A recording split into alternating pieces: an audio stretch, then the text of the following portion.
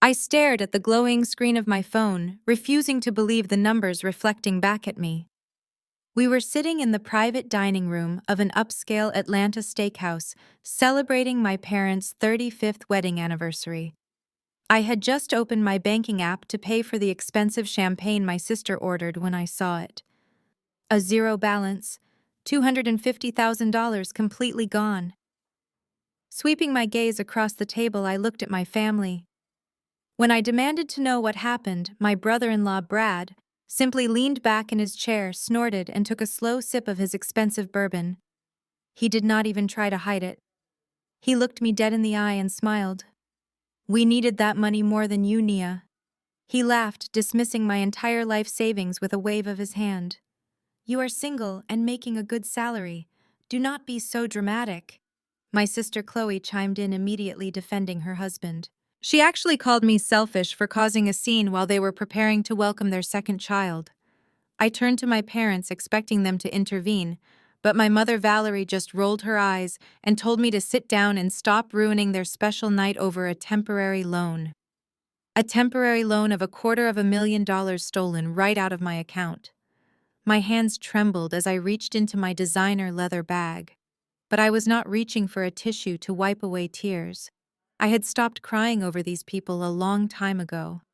"Then you will not mind what is coming next," I told them, keeping my voice deadly calm as I locked eyes with Brad.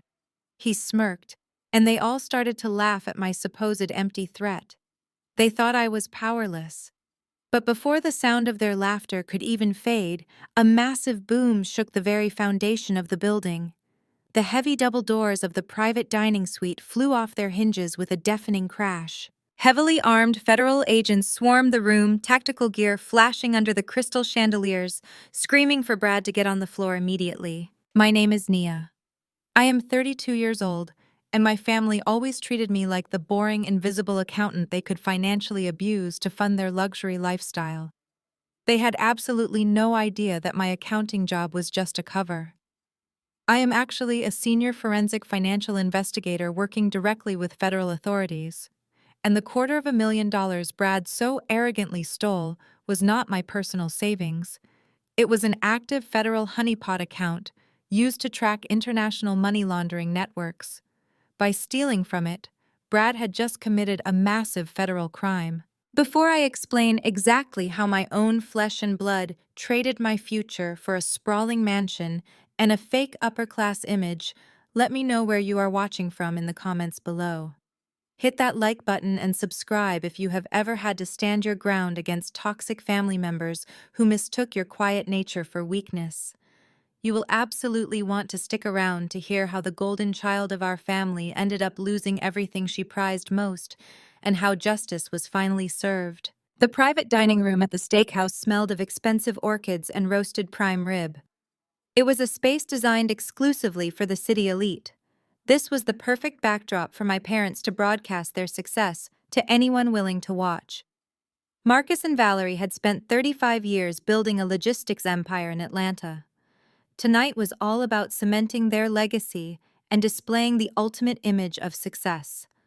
My mother wore a custom silk gown that easily cost more than my first car. My father held court at the head of the table, pouring vintage wine with practiced elegance. To the outside world, they were the absolute symbol of respectability. But inside our family, that success was measured by a very specific and deeply toxic yardstick. That yardstick was my older sister Chloe. She sat to my right, radiating the kind of smug satisfaction reserved for people who genuinely believe they are better than everyone else. Chloe was the former pageant queen who did everything according to our parents' script.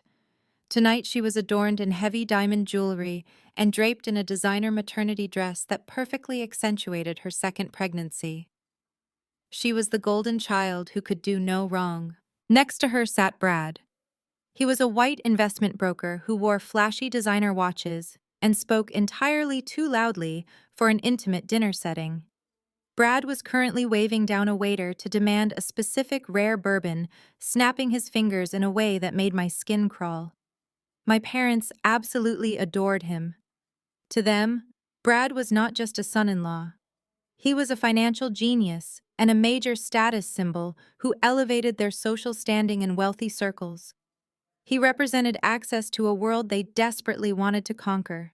Brad dominated the conversation before the appetizers even arrived. He leaned heavily against the table, boasting about a new luxury condo development his firm was supposedly acquiring in Midtown. He threw around loud buzzwords about cryptocurrency portfolios and aggressive market yields. He made sure everyone in the room knew exactly how much money he claimed to be managing. My father nodded, along with eager approval hanging on to every single word. My mother practically beamed, gazing at Chloe, as if she had single-handedly secured the family fortune just by marrying this loud, arrogant man. Then the attention inevitably turned to me. It always did when they needed someone to pity so they could feel better about themselves. I was sitting quietly at the edge of the table, sipping sparkling water and wearing a simple tailored suit. In their eyes, I was the tragic disappointment of the family. The 32-year-old single woman who worked endless hours at a boring mid-level accounting firm. I had no husband to show off, no children to parade around, and no flashy investments to brag about. I was just the reliable workhorse. "You look exhausted, Nia." My mother noted, her tone dripping with that fake maternal concern she perfected for an audience. "Are they still overworking you at that little firm of yours? You really need to find some balance in your life before your youth is completely gone." Chloe let out a soft, practiced laugh and reached for Brad's hand.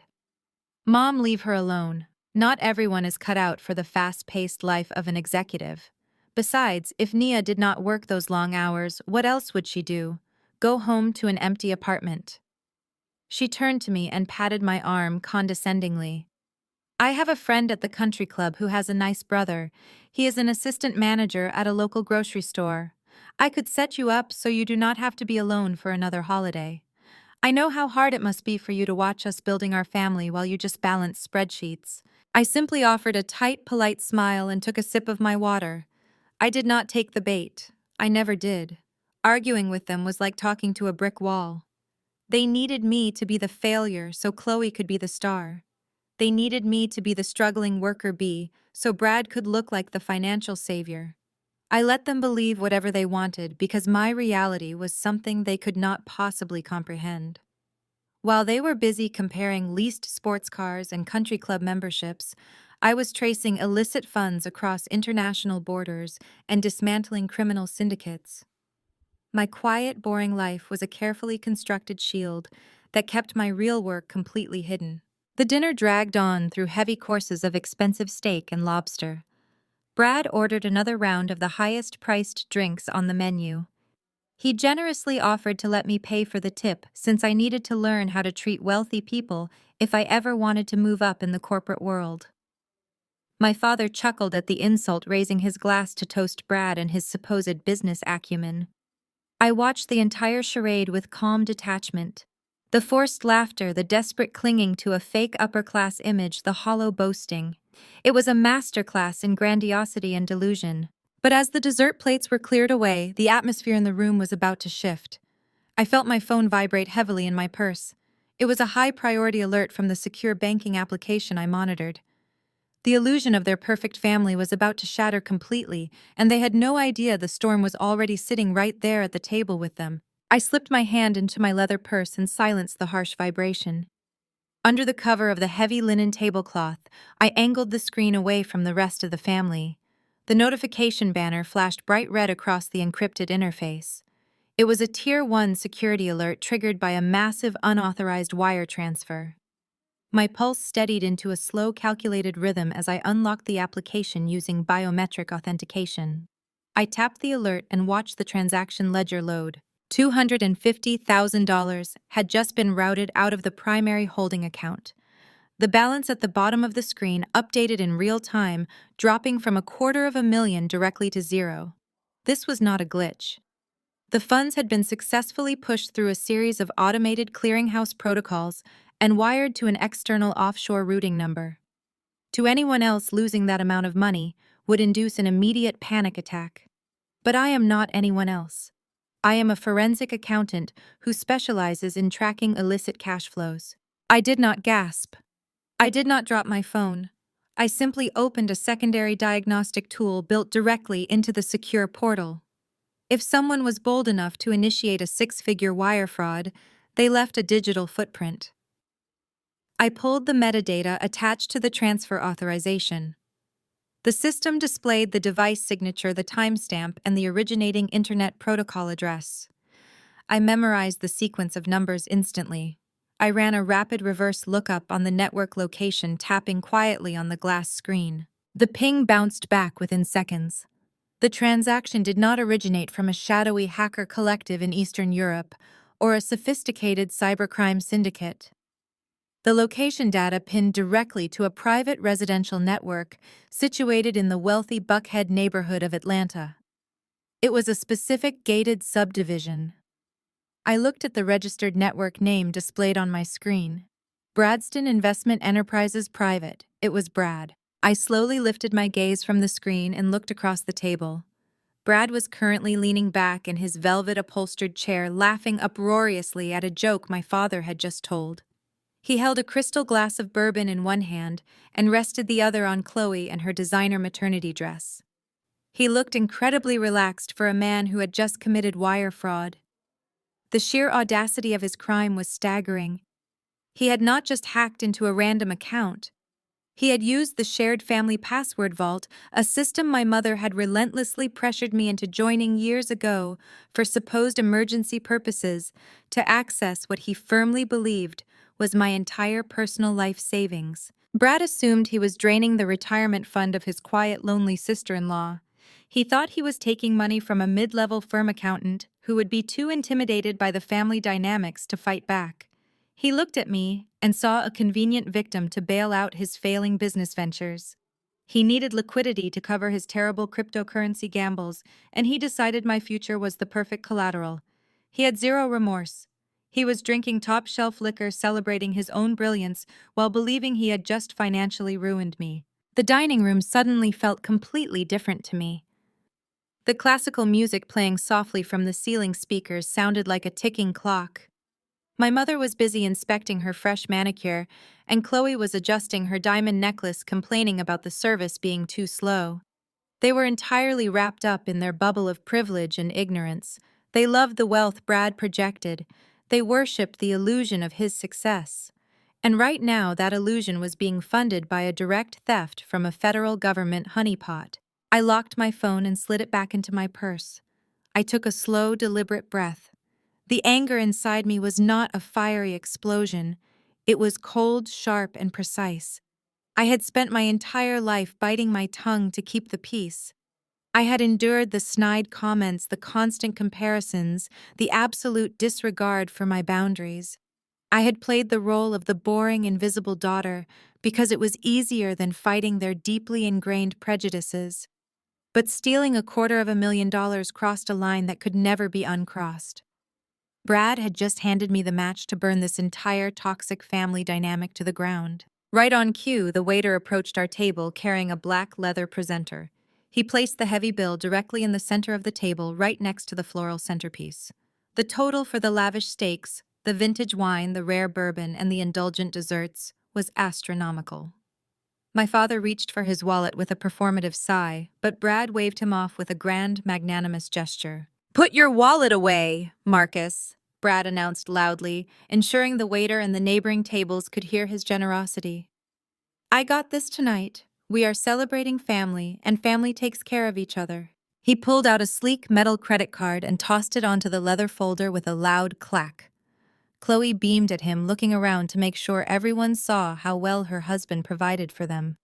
My mother clapped her hands together, expressing her deep gratitude for such a wonderful son-in-law. They were all playing their parts perfectly, completely blind to the reality of the situation. They thought they were sitting at the pinnacle of high society. They had no idea they were actually sitting in the middle of a federal crime scene. I watched the metal card settle on the table. The hypocrisy was nauseating. He was buying them dinner using the very financial security he thought he had just stolen from me. It was time. I did not raise my voice, but I spoke clearly enough to cut through their sickening chorus of mutual admiration. I picked up my glass of sparkling water and leaned forward, resting my elbows on the table, preparing to shatter their perfect illusion into a million pieces. I set my glass of sparkling water back down onto the table with a soft clink. The sound barely registered over the ambient restaurant noise, but it felt deafening to me. I looked directly at my brother-in-law. Before you cover the tip, Brad, I have a quick financial question for you. I kept my voice perfectly level. Why did an internet protocol address registered to your private home network just initiate a wire transfer of $250,000 out of my savings account? The table went dead silent.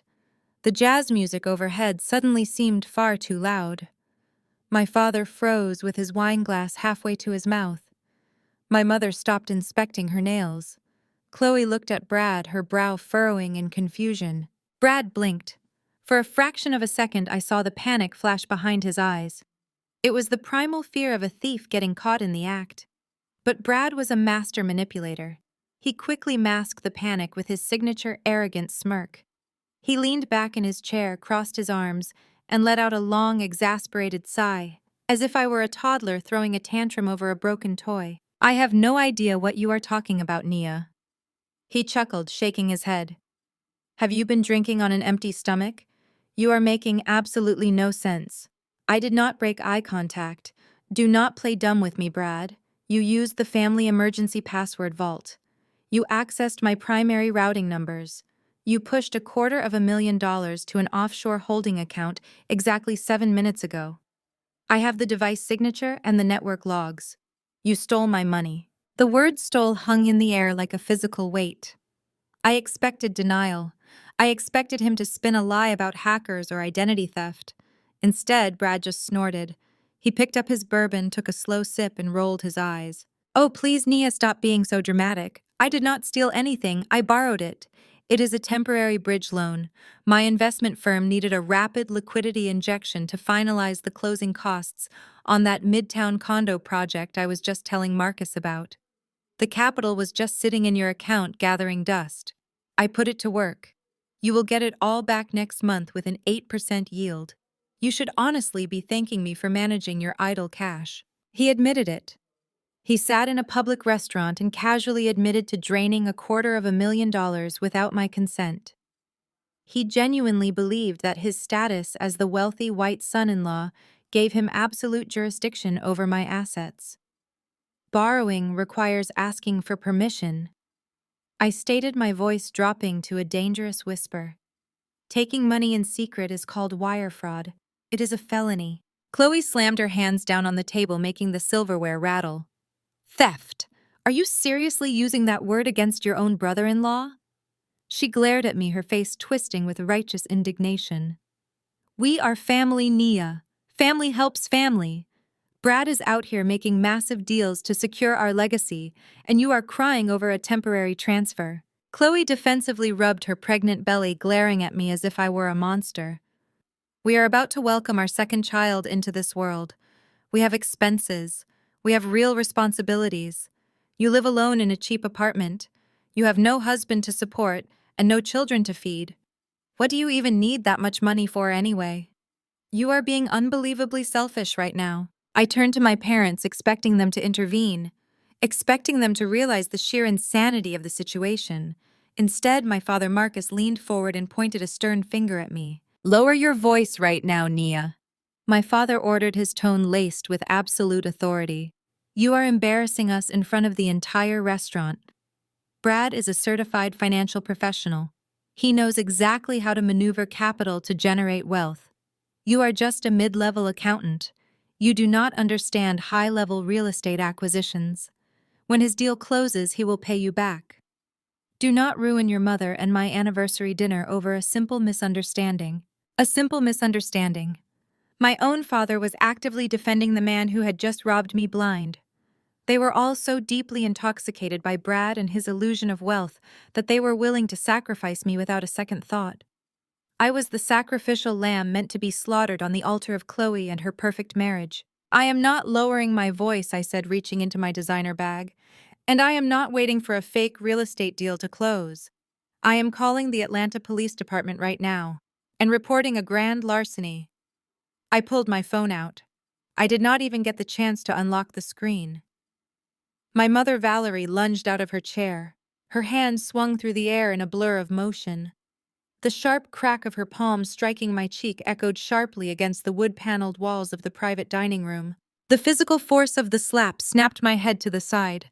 A stinging heat spread across my skin instantly. I slowly turned my face back to look at her.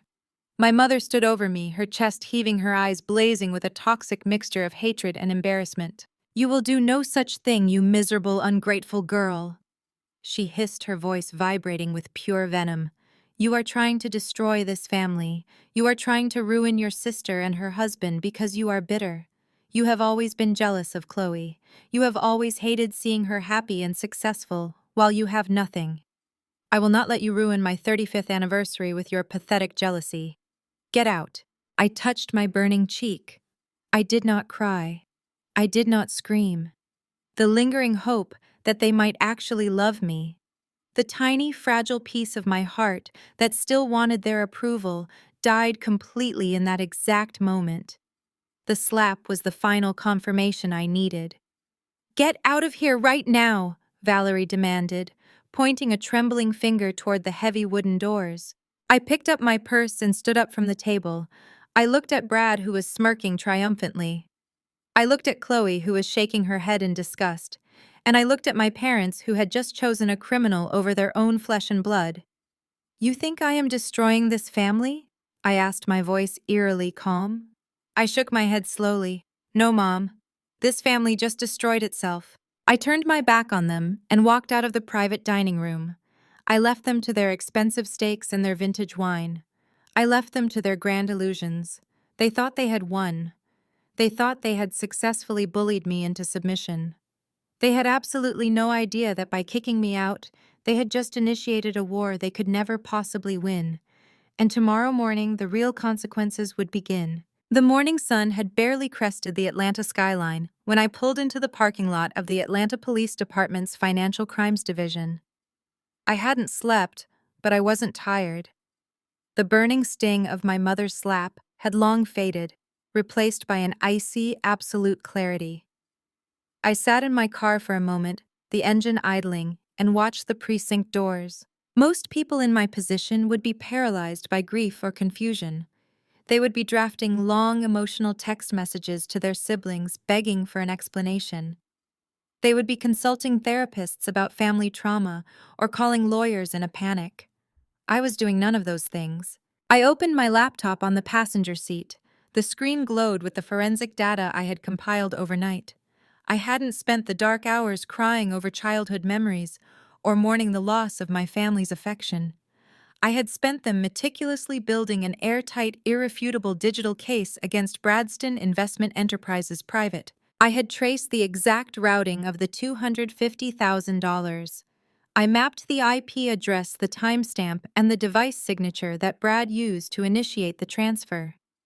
I had captured the encrypted logs showing the unauthorized access through the shared password vault.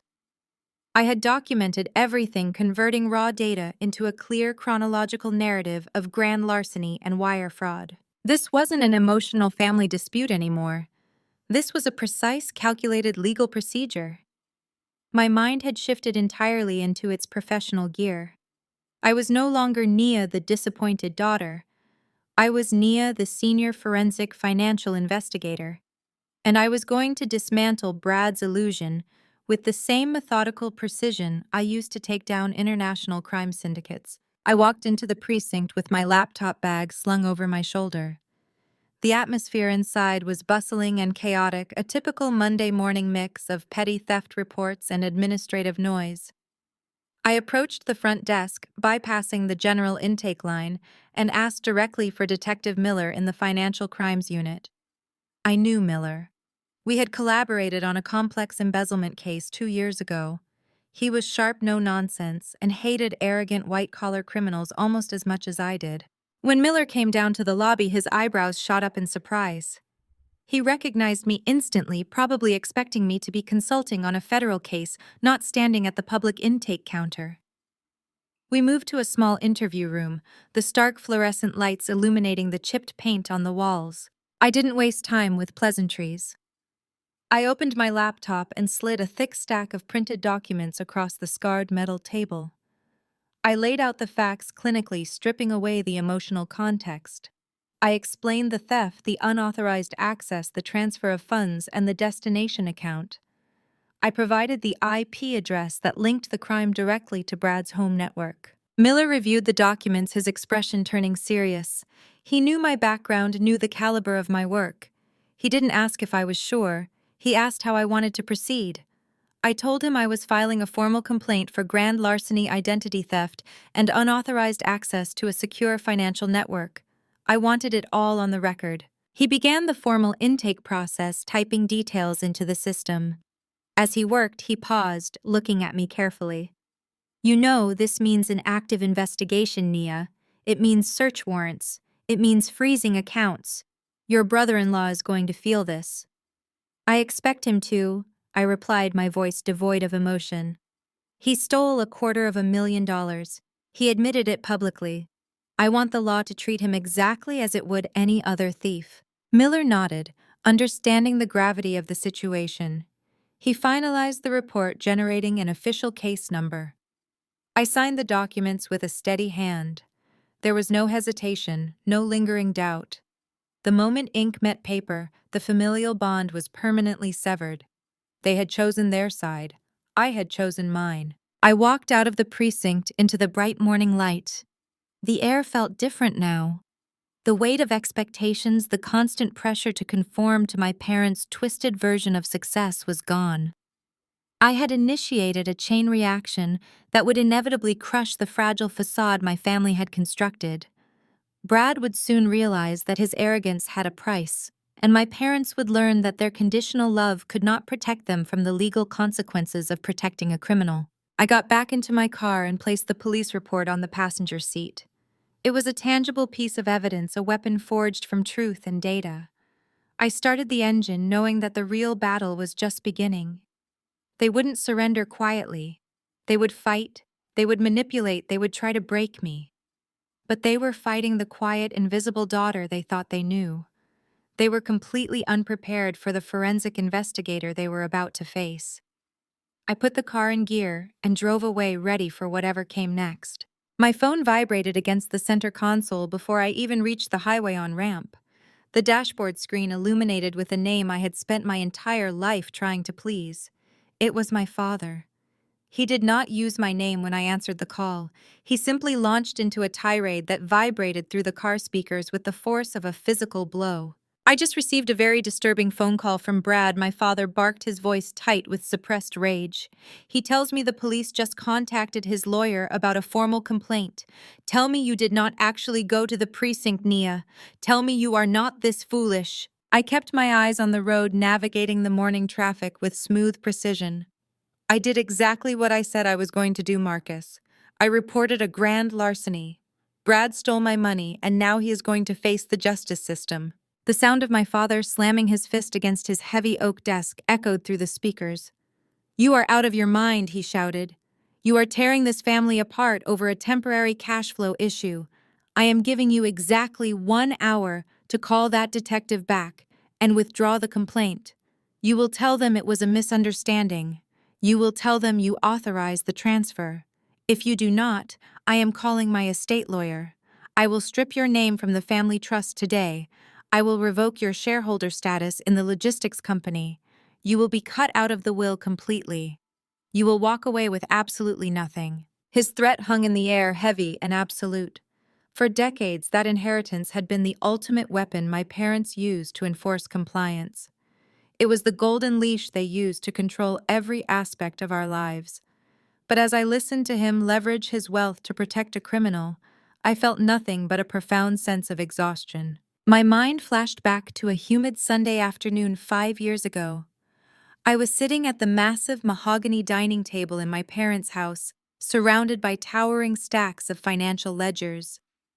I had just spent 72 hours straight auditing my father's logistics company after his previous accountant made a catastrophic error that nearly triggered a massive federal tax penalty.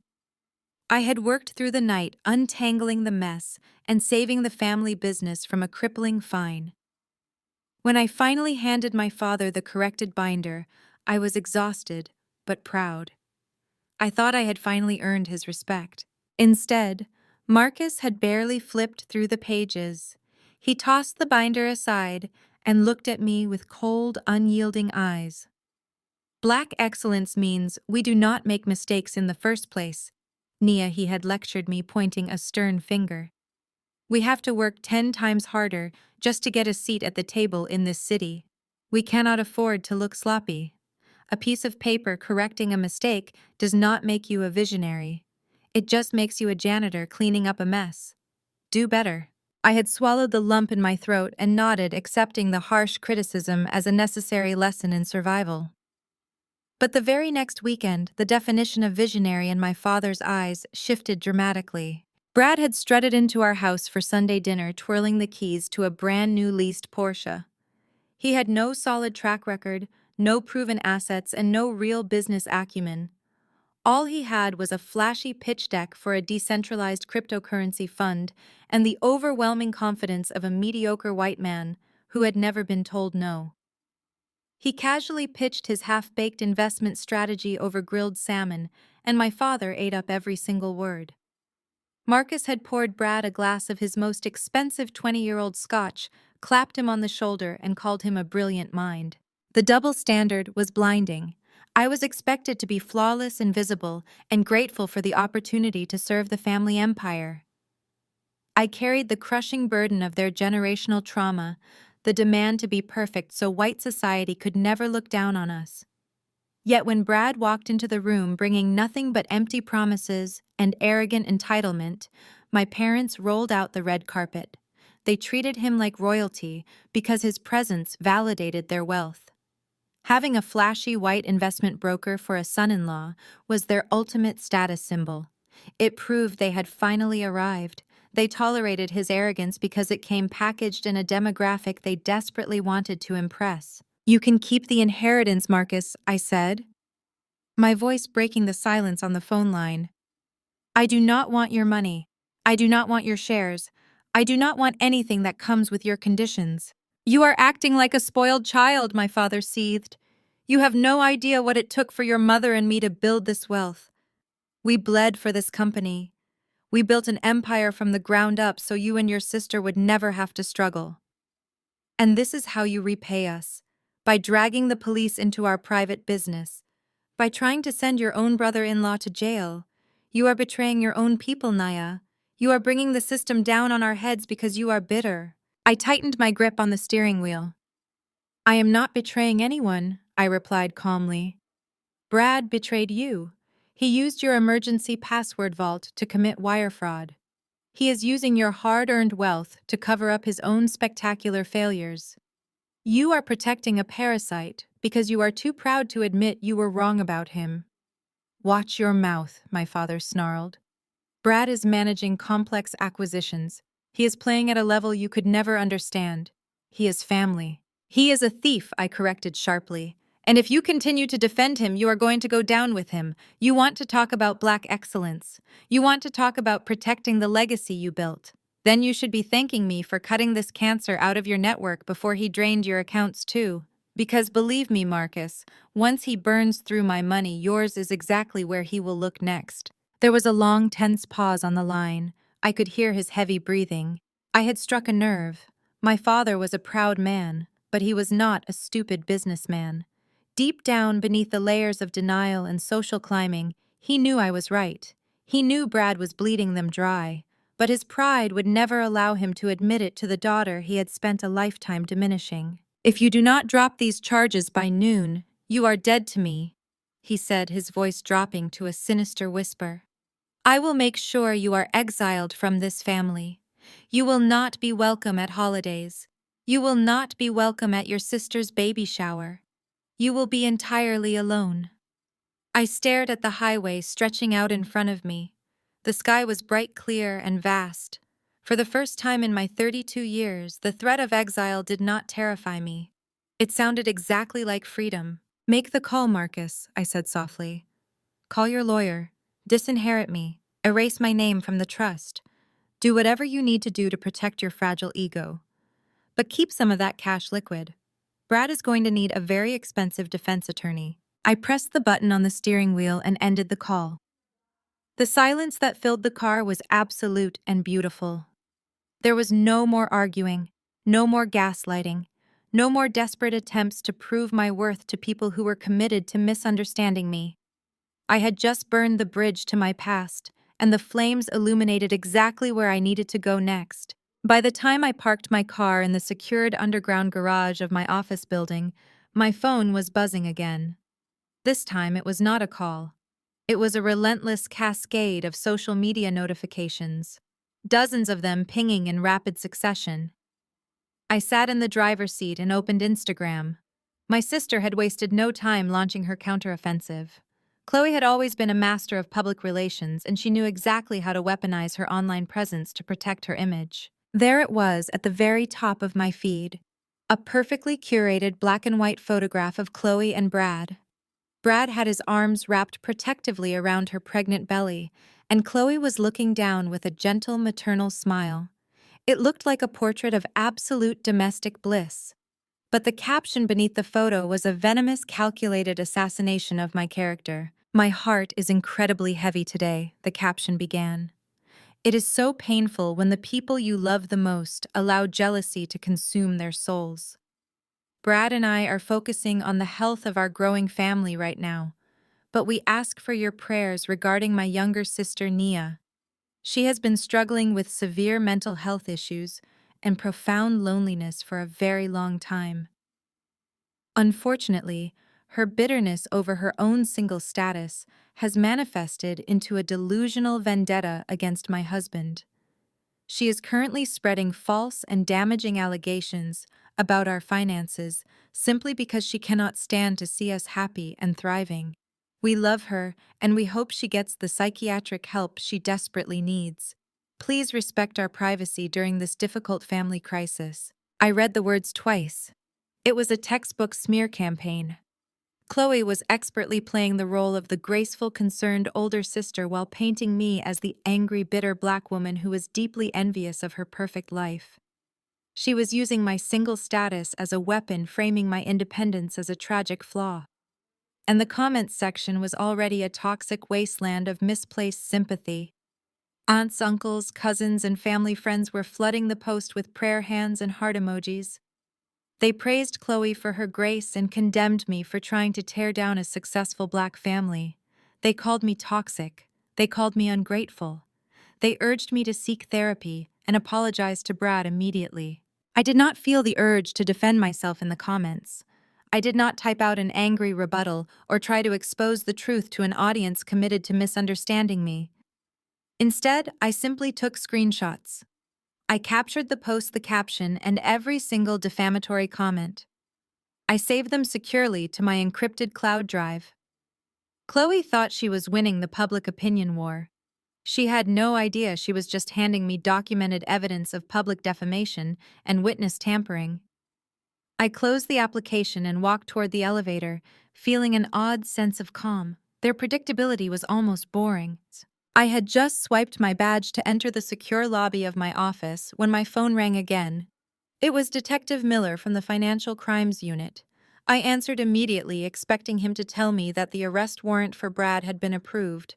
Instead, his voice sounded strained and heavy with frustration. "Nia, we have a problem," Miller said bluntly. I had to pause the freeze order on the destination account. The investigation is officially suspended pending further review. I stopped walking. Suspended. "What are you talking about, Miller? I gave you the network logs. I gave you the transaction identifiers. The digital evidence is irrefutable. The digital evidence is solid." Miller agreed, his tone apologetic. "But your brother-in-law just walked into the precinct 15 minutes ago. He did not come alone. He brought a high-powered corporate defense attorney with him, and they brought paperwork." "What kind of paperwork?" I asked, my mind racing through the possibilities. "A comprehensive notarized power of attorney," Miller explained. "It explicitly grants Brad full legal authorization to manage your investment portfolios, initiate wire transfers, and reallocate your liquid assets to maximize yield. It has your signature on it, Naya. It has a notary stamp from a reputable firm downtown. According to this document, Brad did not steal your money. He executed a legally authorized financial maneuver on your behalf. I stood frozen in the lobby, gripping my phone. A forged power of attorney. Brad had actually taken the time to forge a complex legal document, complete with a fraudulent notary stamp just to cover his tracks. He must have had this prepared in advance, anticipating that I might eventually notice the missing funds. He probably intended to use it to drain my account slowly, but when his crypto investments tanked, he panicked and took it all at once. Miller continued speaking, cutting through my racing thoughts. Nia, you and I both know the document is fake. But my hands are tied right now, because he has presented a legally binding contract authorizing the transfer. My captain is classifying this as a civil dispute between family members. Unless you can definitively prove the signature is a forgery through a certified handwriting expert and invalidate the notary, we cannot pursue criminal charges at the local level. The prosecutor will not touch it. They consider it a messy domestic issue. Brad thought he was a genius. He thought he had found the perfect loophole. By presenting the forged document to the local police, he effectively stalled the immediate investigation. He bought himself time. He knew that proving a forgery in civil court could take months or even years. He assumed I would run out of money and legal resources long before I could ever see the inside of a courtroom. He thought he had outsmarted me. I did not argue with Miller. I did not yell about the injustice of the legal system. I took a deep breath and let a cold smile touch my lips. I understand, detective, I said, my voice perfectly steady. You have to follow protocol. If the department views this as a civil dispute, then I will handle it accordingly. Thank you for your time. Nia, do not do anything reckless, Miller warned, sensing the calm in my voice. Let the civil lawyers handle this. Do not take matters into your own hands. I will handle it exactly by the book, Miller. Have a good day. I ended the call and walked into the elevator. Brad thought he had won the chess match. He thought his forged piece of paper was a get-out-of-jail-free card. But his arrogance had completely blinded him to the reality of his situation. He was playing checkers while I was managing a federal operation. By forging a power of attorney and submitting it to a law enforcement agency to cover up the theft of government funds, Brad had not just saved himself from local grand larceny charges. He had just committed obstruction of justice, fabricating evidence, and aggravated identity theft. He had multiplied his federal charges exponentially. Every lie he told, every fake document he produced was just another nail in his own coffin. My family was busy celebrating their victory on social media. They were patting themselves on the back for silencing the difficult daughter and protecting their golden boy. They believed the threat was neutralized, but they had no idea that while the local police were forced to step back, the federal government was just getting started. I walked out of the elevator and headed straight to my secure workstation. It was time to let Brad think he was winning, right up until the exact moment I tore his entire world apart.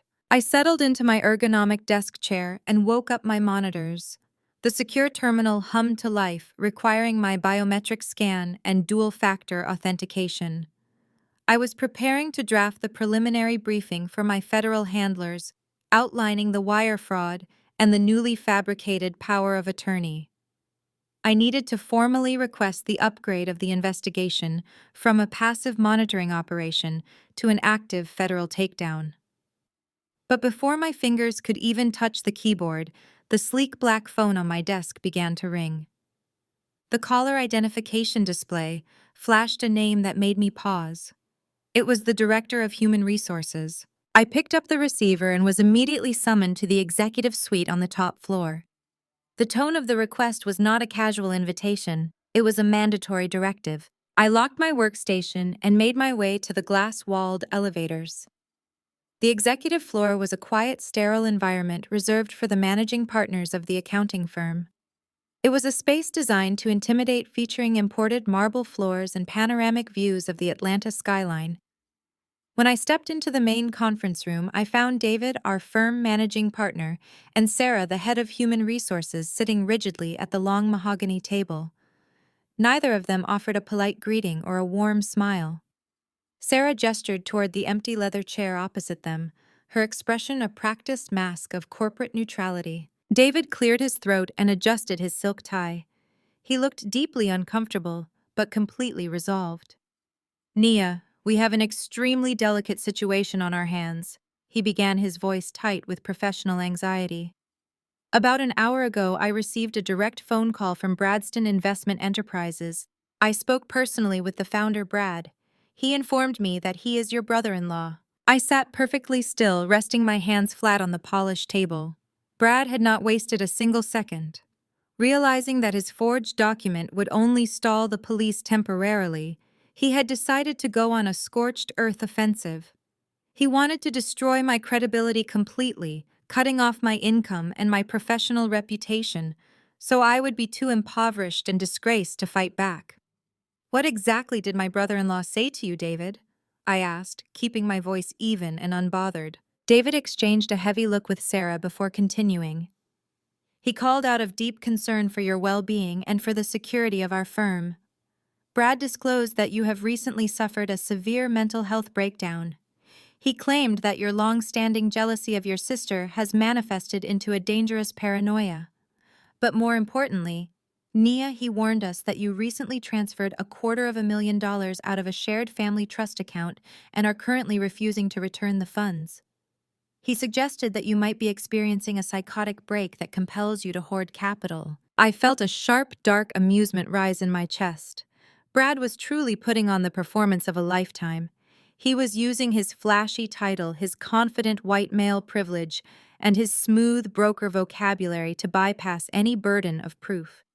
He called a highly respected accounting firm and casually accused one of their senior employees of massive financial theft and clinical insanity. And because he sounded wealthy and carried the aura of a successful investor, David had swallowed the lie completely whole. Sarah slid a thick manila folder across the table toward me. Nia, you have been a reliable employee here for years, she said, adopting a tone of gentle but firm condescension. However, we are a financial institution. Our clients trust us with their sensitive data and their capital. When a prominent local broker calls our managing partner to report that one of our accountants has stolen $250,000 from her own family, we cannot simply ignore the liability. He is attempting to leverage your firm to silence a personal dispute, I stated, looking directly into David's eyes. Did he provide you with any police reports or court documents to substantiate these claims of theft? Did he offer any medical records to prove this supposed mental breakdown? David shifted uncomfortably in his expensive leather chair. He stated that the family is trying to handle this quietly to protect you from criminal prosecution. He said your parents are heartbroken and are currently seeking psychiatric intervention on your behalf. He forwarded us a copy of a social media post made by your sister this morning, which seems to corroborate the severity of your mental state. We are not a court of law, Nia. We do not need a conviction to take preventative action to protect our firm and our clients. They were falling right into his trap. Brad knew exactly how corporate risk management worked. He knew that the mere suggestion of financial impropriety combined with rumors of mental instability would force the firm to act aggressively. They would rather terminate an innocent black woman than risk alienating their wealthy client base or facing a hypothetical liability. So what is the firm deciding to do? I asked, gesturing toward the manila folder. Sarah opened the folder and presented a single sheet of paper printed with the company letterhead. Effective immediately, you are being placed on unpaid administrative leave, pending a full internal investigation into your conduct and your financial activities on our network. You must surrender your company identification badge, your access keys, and your corporate laptop. Your network privileges have already been revoked. We have arranged for a security officer to escort you to your desk to collect your personal belongings and then guide you out of the building. The sheer audacity of the situation was almost breathtaking. My family had effectively orchestrated my termination.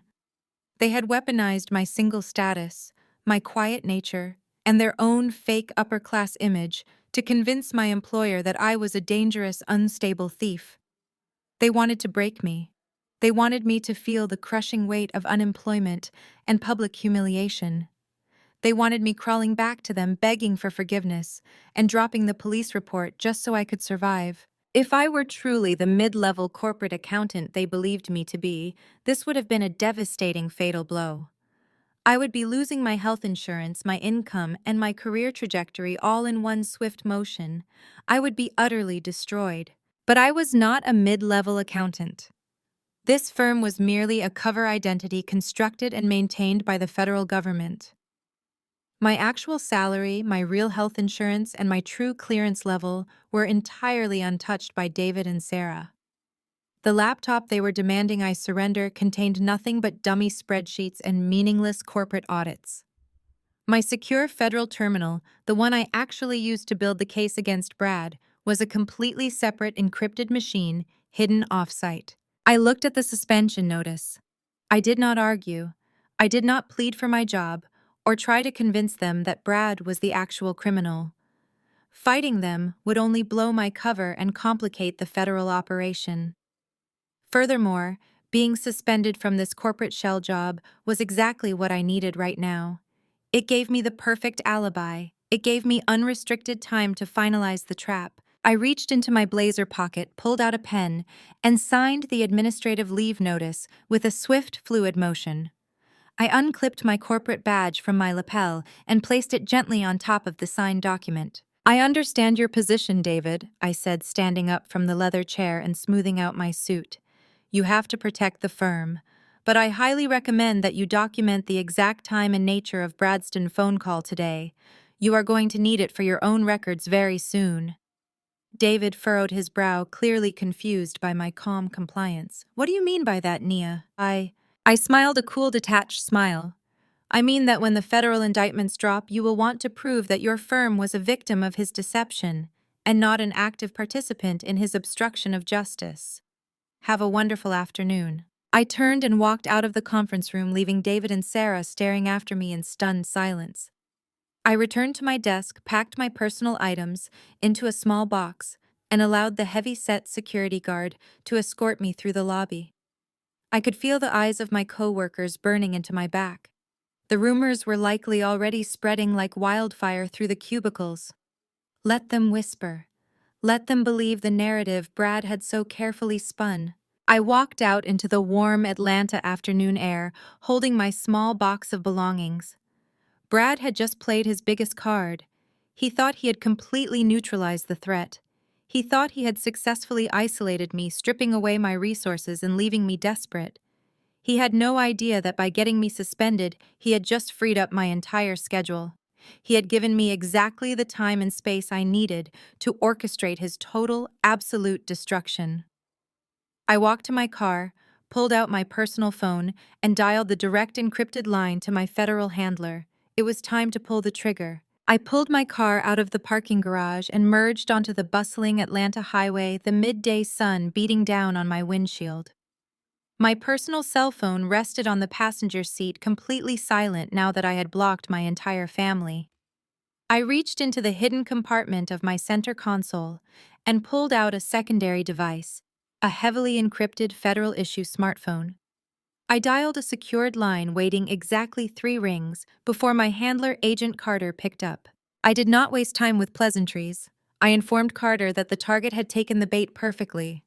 Brad had not only initiated the unauthorized wire transfer from the honeypot account, but he had also escalated his criminal activity by forging a power of attorney and submitting it to local law enforcement to obstruct justice. I detailed how he had subsequently orchestrated my suspension from the cover firm using false allegations, providing us with a clear pattern of witness intimidation and malicious retaliation. Carter listened quietly, his keystrokes echoing faintly over the line as he updated the federal ledger.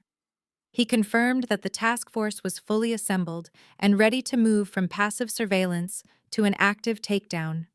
The trap was set. All we needed now was for Brad to tighten the noose around his own neck. I ended the call and drove to my apartment complex in the quiet outskirts of the city. As I pulled into the visitor loop to check my mailbox, I noticed a sleek black town car idling near the entrance. A man in a sharply tailored gray suit stood on the sidewalk holding a thick, rigid envelope. He checked his phone, looked at my license plate, and walked directly toward my vehicle. He knocked sharply on my driver's side window. I lowered the glass a few inches, keeping my expression entirely neutral. He asked if I was Nia, stating my full legal name. When I confirmed, he shoved the heavy envelope through the gap in the window and stated that I had been officially served. He turned on his heel, climbed back into the town car, and drove away without another word. I parked my car and carried the envelope up to my apartment. I tossed my keys onto the kitchen island and sat at the dining table. The return address, printed in embossed gold lettering in the top left corner, belonged to Sterling and Pierce, one of the most notoriously aggressive corporate defense law firms in Buckhead. They were the kind of expensive, ruthless lawyers wealthy people hired when they wanted to crush someone into absolute submission. Brad was clearly tapping into his remaining credit lines to fund a legal assault, hoping to terrify me into silence. I sliced the envelope open with a kitchen knife and pulled out a stack of crisp, heavy parchment paper. The document was a formal cease and desist notice accompanied by a draft complaint for a civil lawsuit. It was an absolute masterpiece of legal manipulation and psychological warfare. The letter began by formally accusing me of malicious defamation, tortious interference with business relationships, and intentional infliction of emotional distress against my sister Chloe and her husband Brad. The lawyers claimed that my baseless police report had caused severe emotional trauma to an expectant mother and had irreparably damaged Brad's pristine professional reputation in the financial sector. They explicitly referenced my suspension from the accounting firm earlier that day, weaponizing it as definitive proof that my own employer believed I was mentally unstable and a liability. But the real audacity of the document was buried in the settlement terms. Brad and his high-priced lawyers were offering me a way out. They promised not to file the multi-million-dollar defamation lawsuit, which they gleefully noted would bankrupt me and ruin my professional future forever, provided I met 3 non-negotiable demands by 6 o'clock the following evening. First, I had to immediately return to the Atlanta Police Department and officially withdraw my grand larceny complaint, signing a sworn affidavit that I had filed the initial report under a state of severe psychological distress and confusion. Second, I was required to post a public apology across all my personal social media platforms. The lawyers had actually drafted the exact wording for me to use. The draft forced me to state that I had suffered a mental breakdown, that I deeply regretted my jealous and toxic behavior toward my sister, and that Brad was an upstanding, generous brother-in-law who had done nothing wrong. They wanted me to legally and publicly brand myself as crazy, bitter, and entirely at fault. They wanted to strip away my dignity and hang it up as a trophy for their social circle. Third, and perhaps the most breathtakingly arrogant demand of all, was the final document attached to the back of the packet. It was a deed of gift. The lawyers demanded that I sign this binding legal contract, which retroactively classified the stolen $250,000 not as a theft, or even as the temporary bridge loan Brad had claimed at the restaurant, but as a voluntary non-refundable financial gift to my sister Chloe to support her growing family. I read the terms again, letting the sheer magnitude of their delusion wash over me. Brad was trying to strong-arm me into creating a legitimate paper trail for his wire fraud. He wanted me to sign a document that legally transferred $250,000 of federal government money into his personal pockets, and he was using the threat of a devastating lawsuit and public humiliation to force my hand. They thought this letter would break me. They assumed that a quiet, single, freshly suspended accountant would read these threats, look at the embossed letterhead of a terrifying corporate law firm, and completely crumble under the pressure. They expected me to dissolve into tears of panic, sign the documents out of sheer desperation, and quietly disappear into the shadows while they lived happily ever after on my dime. I did not cry. I smiled. Brad had just made the most catastrophic mistake of his entire life. By hiring a law firm to send this document, he had crossed the line from local white-collar crime into federal extortion and witness intimidation. Sending a threatening demand for money and forced affidavits across state lines or through a courier service constituted mail fraud and blackmail. He had literally put his intent to extort me into writing, printed it on expensive paper, and delivered it directly to a federal investigator. He was handing me the nails for his own coffin on a silver platter. I laid the documents out on the kitchen island and took high-resolution photographs of every single page, immediately uploading them to the secure federal server for Agent Carter to process. This extortion letter was the final piece of the puzzle.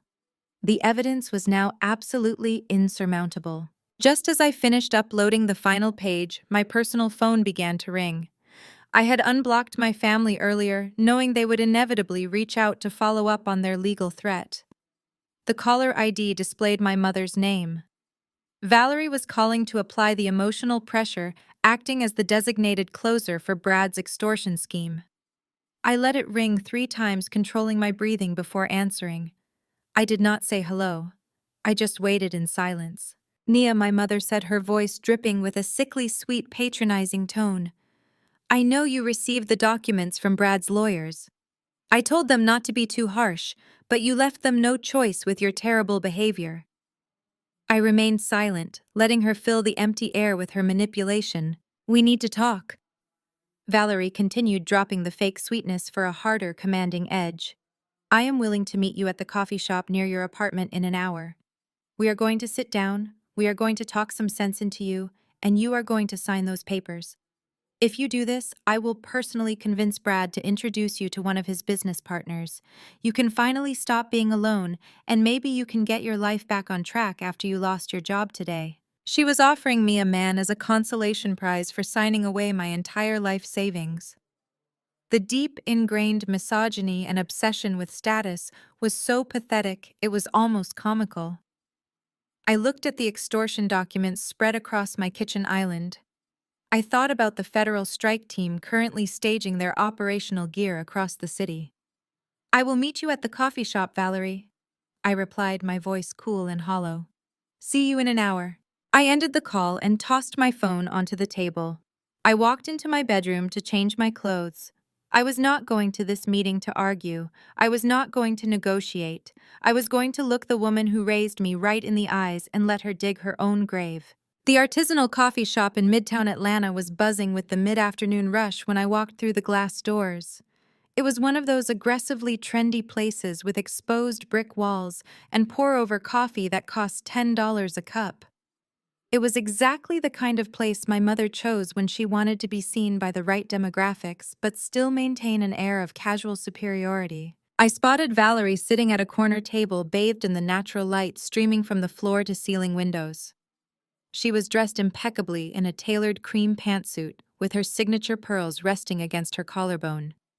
Her hair was perfectly laid without a single strand out of place. She sat with perfect posture, sipping a sparkling water, while casting subtle, judgmental glances at the college students working on their laptops nearby.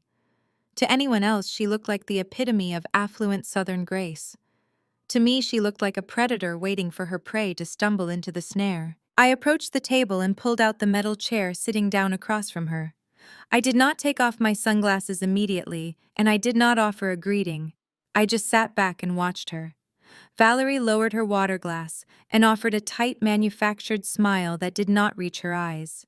She let out a long, dramatic sigh, looking me up and down with blatant disapproval. "Look at you, Nia," she began, her voice pitched low but dripping with condescension. "You look completely exhausted. Your posture is terrible, and you are projecting such dark, heavy energy. It breaks a mother's heart to see her own child spiraling like this. I told your father that this suspension from your job might actually be a blessing in disguise. It gives you the time you clearly need to seek professional psychiatric help." She was starting strong, going straight for the psychological jugular. She was attempting to rewrite the reality of the last 24 hours, framing my orchestrated termination not as a malicious attack, but as a tragic, inevitable consequence of my own supposed mental instability. I did not speak. I simply crossed my legs and let her continue to spin her web. My silence unnerved her slightly, but Valerie was a professional narcissist. She quickly filled the void with her own booming sense of authority. "You have always struggled to fit in," she continued, leaning forward and lowering her voice to a conspiratorial whisper. "Ever since you were a little girl, you isolated yourself.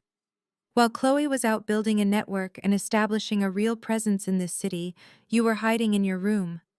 We tried to accept your quiet nature, but this recent behavior is dangerous.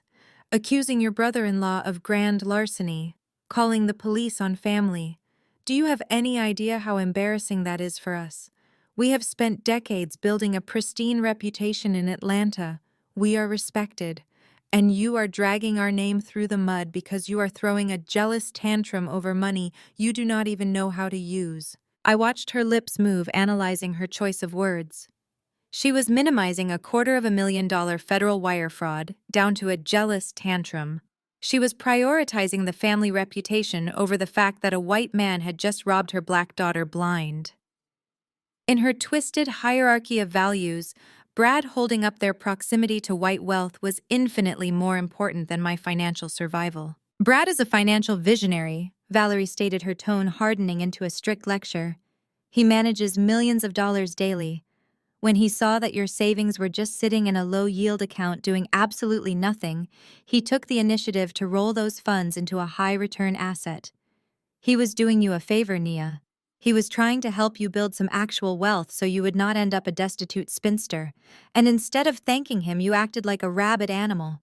You forced him to involve his corporate lawyers just to protect himself from your delusions. She reached into her designer handbag and pulled out a sleek silver pen, placing it on the table between us.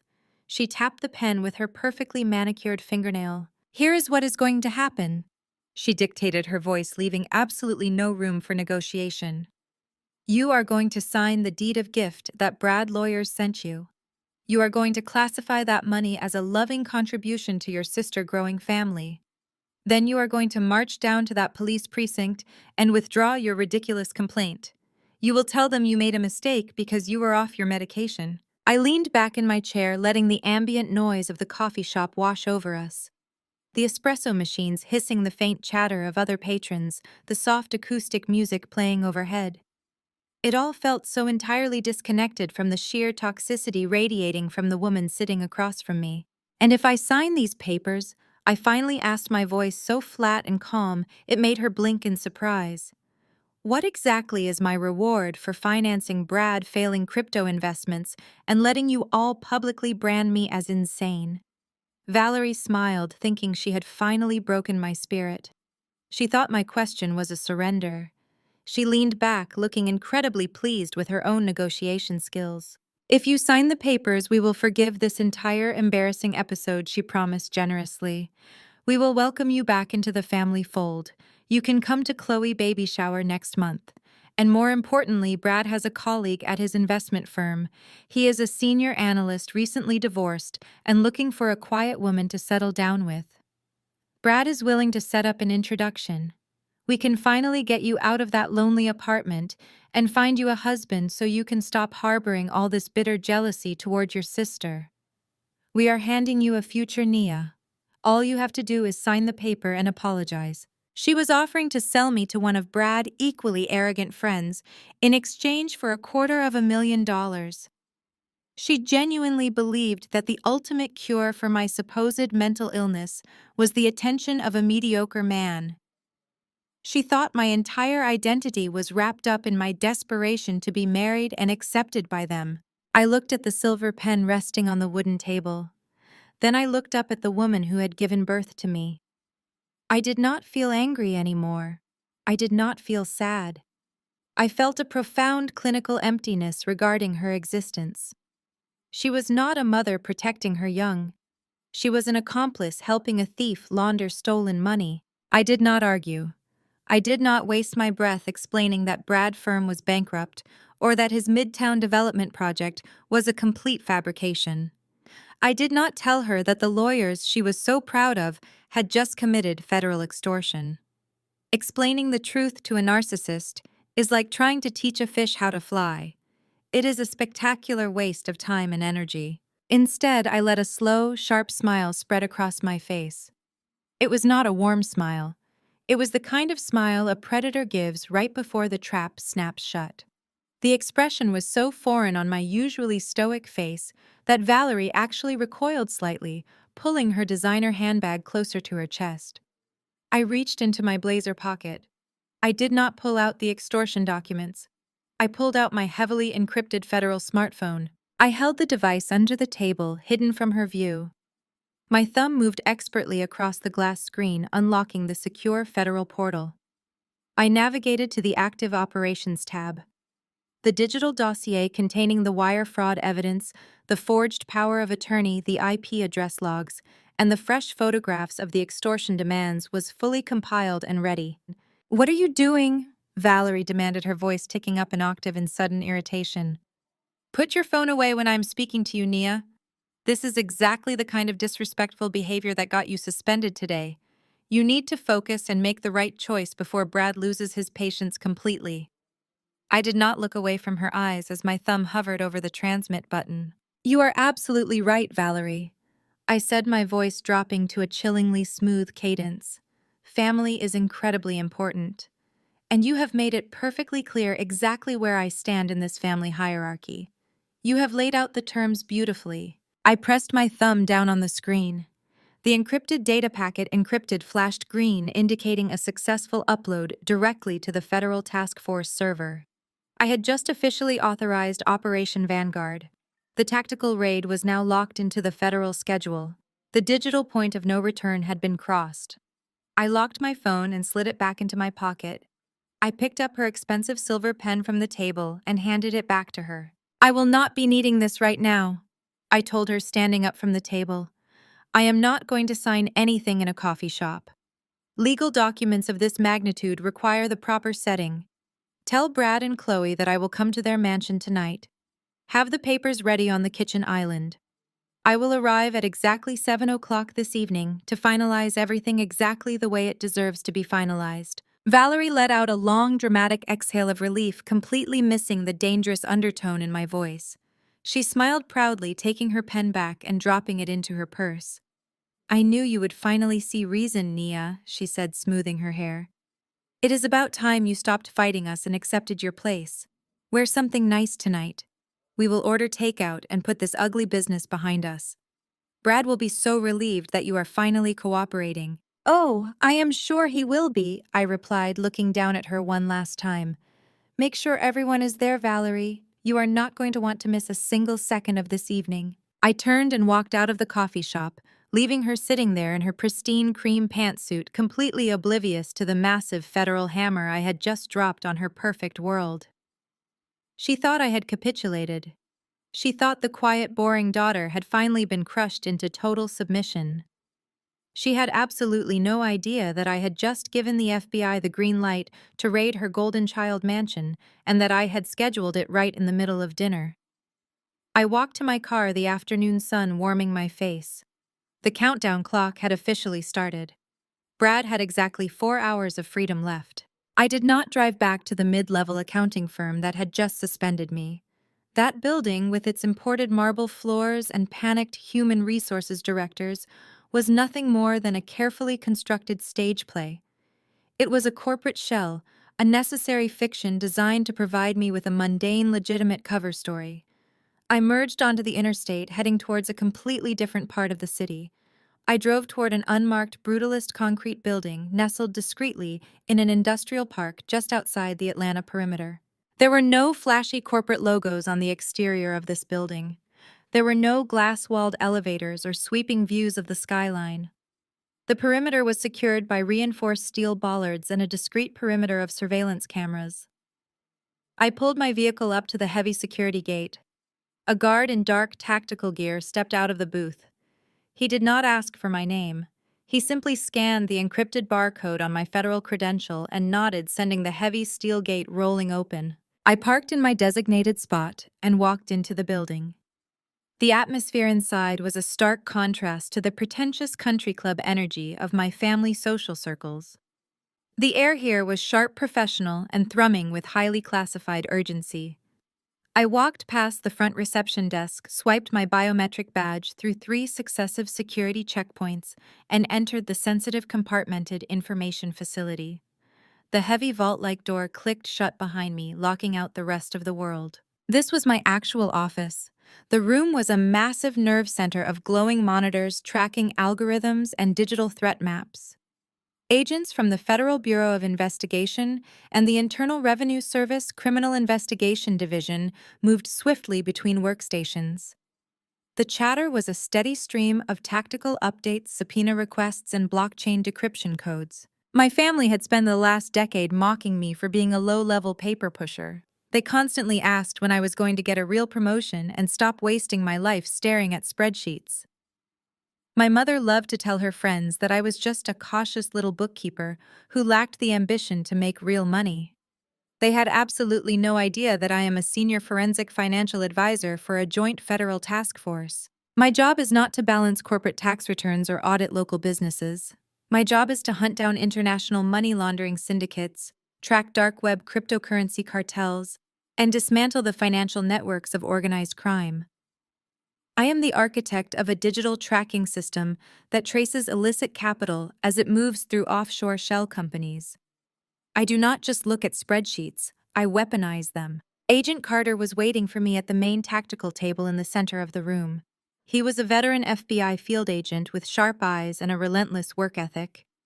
Spread out across the table were the printed photographs of the extortion documents I had uploaded earlier, along with the digital logs of Brad wire transfer and his forged power of attorney.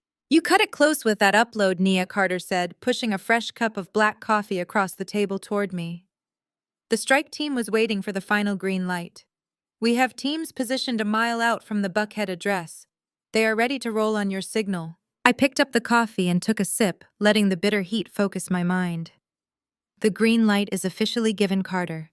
The target requested my presence at his residence at exactly 7 o'clock tonight to force me into signing these extortion papers. He expects a quiet surrender.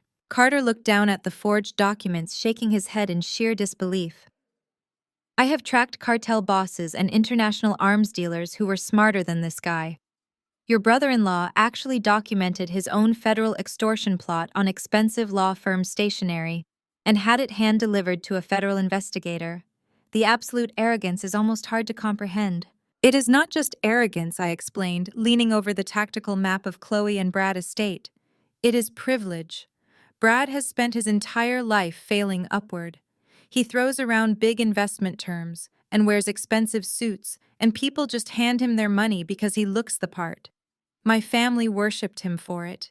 They handed him the keys to the castle because he fit their warped aesthetic of white wealth.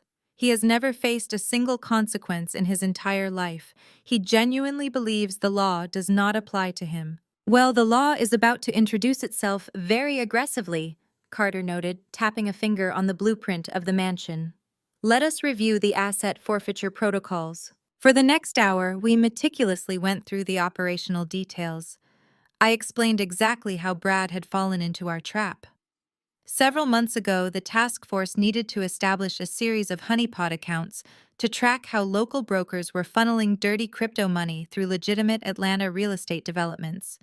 I had set up one of those dummy accounts under my own cover identity, seeding it with $250,000 of traceable federal funds.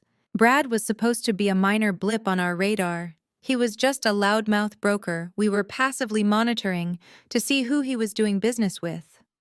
But Brad was incredibly greedy and spectacularly lazy.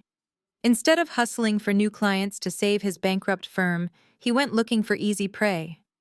He used my family's shared password vault to snoop through my financial records. When he saw that massive balance sitting in my account, he could not resist. He thought he was stealing from his quiet, defenseless sister-in-law. He thought he had found the perfect victim. By stealing that specific money, Brad triggered an automatic federal tripwire. He did not just commit local theft, he stole from the United States Treasury. And by forging a legal document to obstruct the local police investigation, he escalated his crimes to a level that guaranteed decades in a federal penitentiary. I watched the tactical team gearing up in the armory through the glass partition.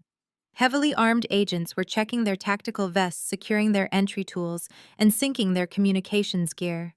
They were preparing to breach a multi-million-dollar mansion in one of the wealthiest zip codes in the state. "You do not have to be there for the breach," Nia Carter said quietly, breaking my concentration. "We have all the evidence we need.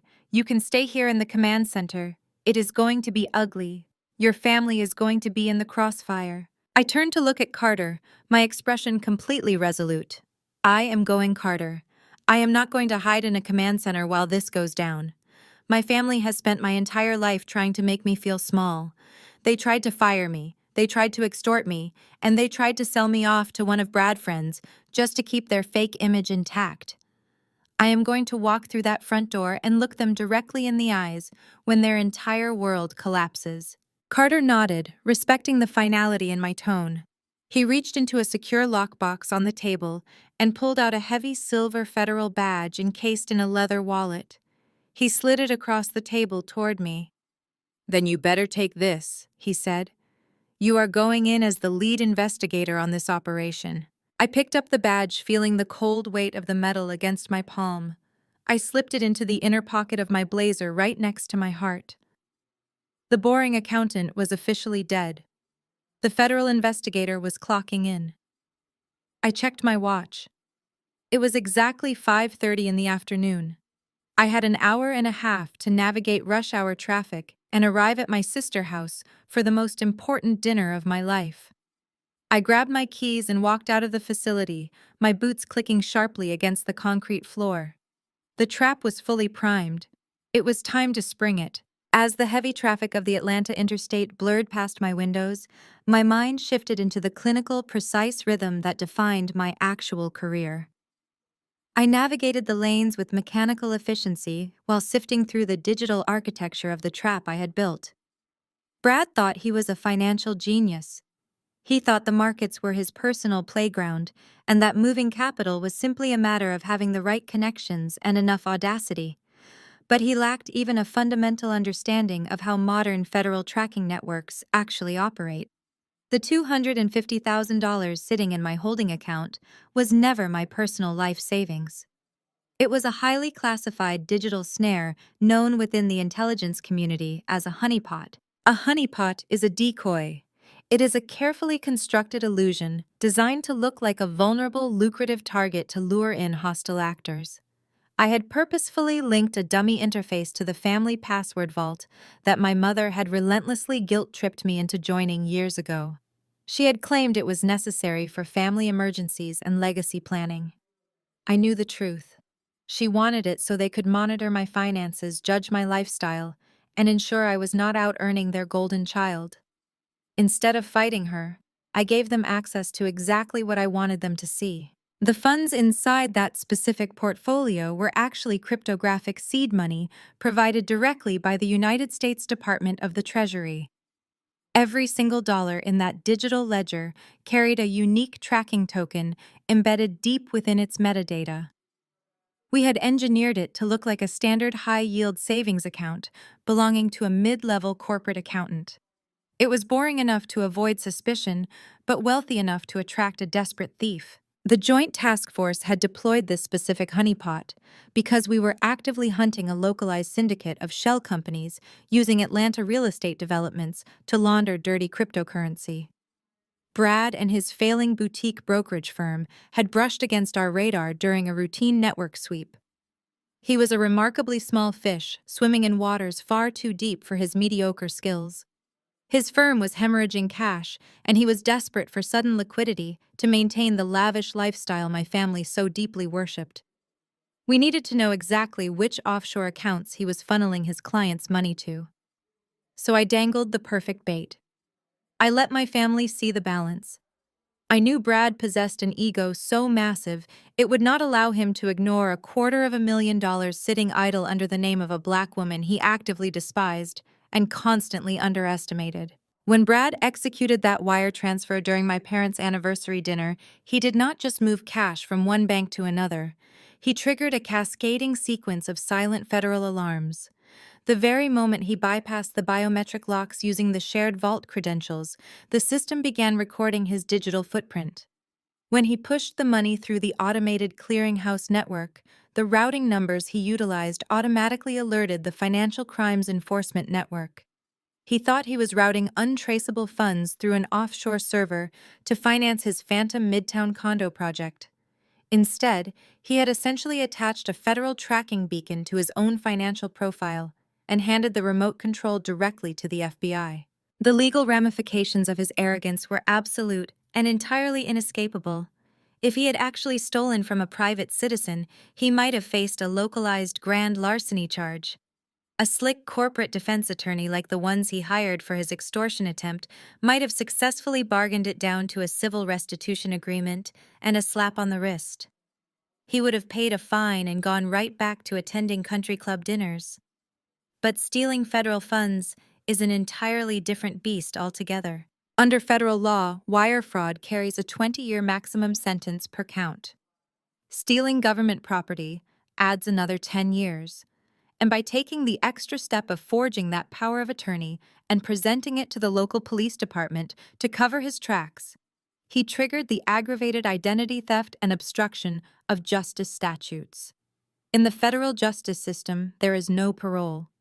There are no convenient plea deals that allow wealthy white-collar criminals to maintain their golf handicaps while serving house arrest. The conviction rate for federal wire fraud when backed by digital forensic evidence is astronomically high. Brad had mathematically guaranteed his own destruction. The supreme irony of the entire operation was that my own family had perfectly enabled his downfall. Valerie and Marcus were so deeply obsessed with maintaining the illusion of generational wealth and so desperate to validate Chloe and her marriage to a white investment broker that they actively shielded a parasite. They looked at my quiet, stable life and saw only failure because I did not fit their loud, flashy aesthetic. They looked at his leased sports cars, his designer watches, and his aggressive financial jargon and saw the ultimate success story. Their internalized prejudice and their desperate need for white proximity made them the perfect unwitting accomplices. They had spent the last 48 hours trying to gaslight me into surrendering. My mother had slapped me in a public restaurant. My father had threatened to disinherit me. Chloe had launched a vicious smear campaign against my mental health. They were completely oblivious to the fact that their golden boy had just dragged them into the blast radius of a federal racketeering investigation. If they had simply stopped to ask themselves why a supposedly brilliant investment banker needed to steal from a mid-level accountant, the entire house of cards would have collapsed. But critical thinking had always been secondary to looking good in family photographs. My car dashboard navigation indicated I was exactly 10 minutes away from the Buckhead gated community. The afternoon sun was beginning to dip below the towering Georgia pines, casting long, sharp shadows across the manicured lawns and sprawling driveways of the city elite. I adjusted the rearview mirror, checking my reflection. I looked exactly like the compliant, defeated, and exhausted sister they were expecting to walk through their heavy oak doors. I wore a simple neutral blouse and a modest blazer. I made sure my expression looked appropriately subdued. They wanted me broken. They wanted me to sign away my dignity, my money and my sanity for the promise of a blind date with a random corporate analyst and a seat at Chloe's upcoming baby shower. They genuinely believed that the threat of exile from their toxic inner circle was the ultimate punishment. They thought I was driving to their mansion to beg for their forgiveness. I tapped my earpiece to verify the secure comms link was still active. A double click of static confirmed that Agent Carter and the tactical team were listening. They were positioned in unmarked vans just outside the neighborhood perimeter waiting for my signal. I turned the steering wheel, taking the final exit toward the luxury subdivision. Brad had exactly 12 minutes left to enjoy his stolen wealth. As the heavy iron gates of the luxury subdivision slowly swung open to admit my vehicle, my mind was entirely consumed by the beautiful, undeniable mathematics of digital forensics. To truly understand the sheer magnitude of the catastrophe Brad had just brought down upon his own head, you have to look past the emotional family drama and examine the raw, unfeeling data. Brad thought he was playing a high-stakes game of corporate chess. In reality, he had blindly wandered into a federal minefield, and every single move he made had triggered another tripwire. His first and most catastrophic error was the assumption that a forged power of attorney would shield him from consequences. He believed that local law enforcement would be easily intimidated by aggressive corporate lawyers and a notarized piece of paper. He was correct about the local police, but he fundamentally misunderstood the nature of the document he had created. He thought forging my signature was a simple matter of lifting an image from a digital PDF and pasting it onto a legal contract. He had extracted my signature from a joint family tax return I had helped my parents file 3 years ago.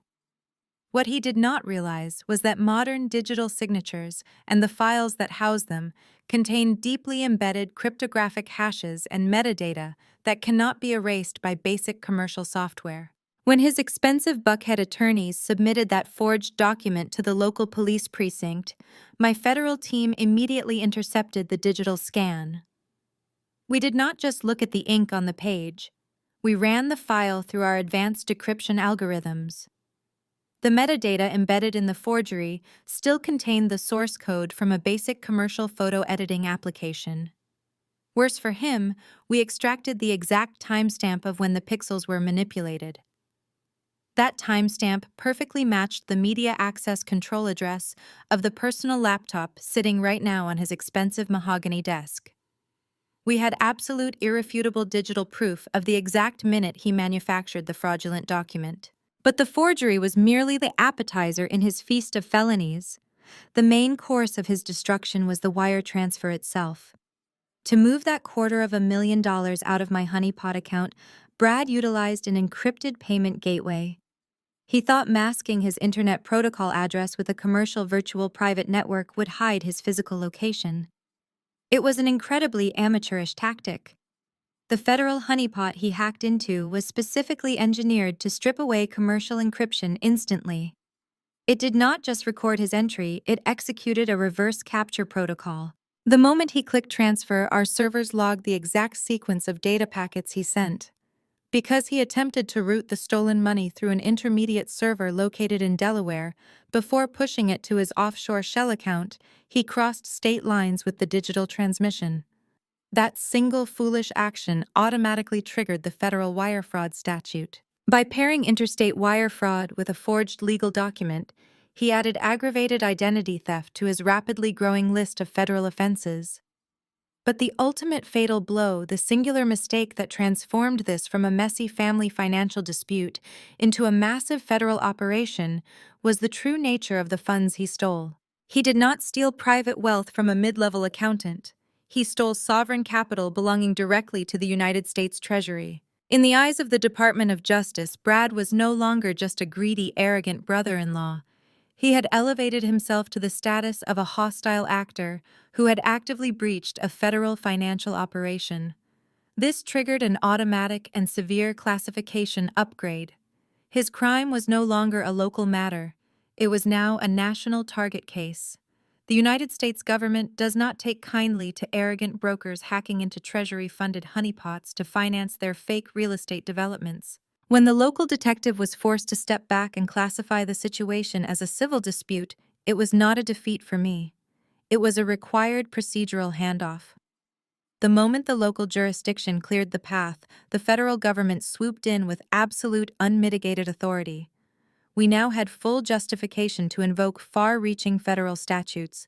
Furthermore, Brad had hired a ruthless corporate law firm to send me an extortion letter across state lines demanding I sign a fraudulent deed of gift and a false affidavit.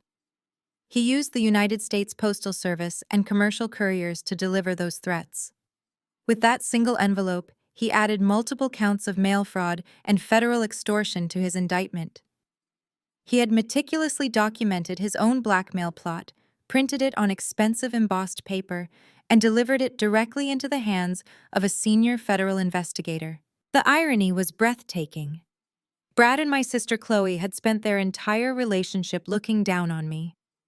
They viewed my quiet life as a symptom of failure.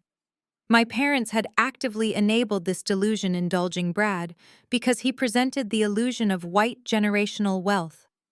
They were so blinded by their internalized prejudices and their desperate thirst for high society validation that they never bothered to question the mechanics of his supposed success.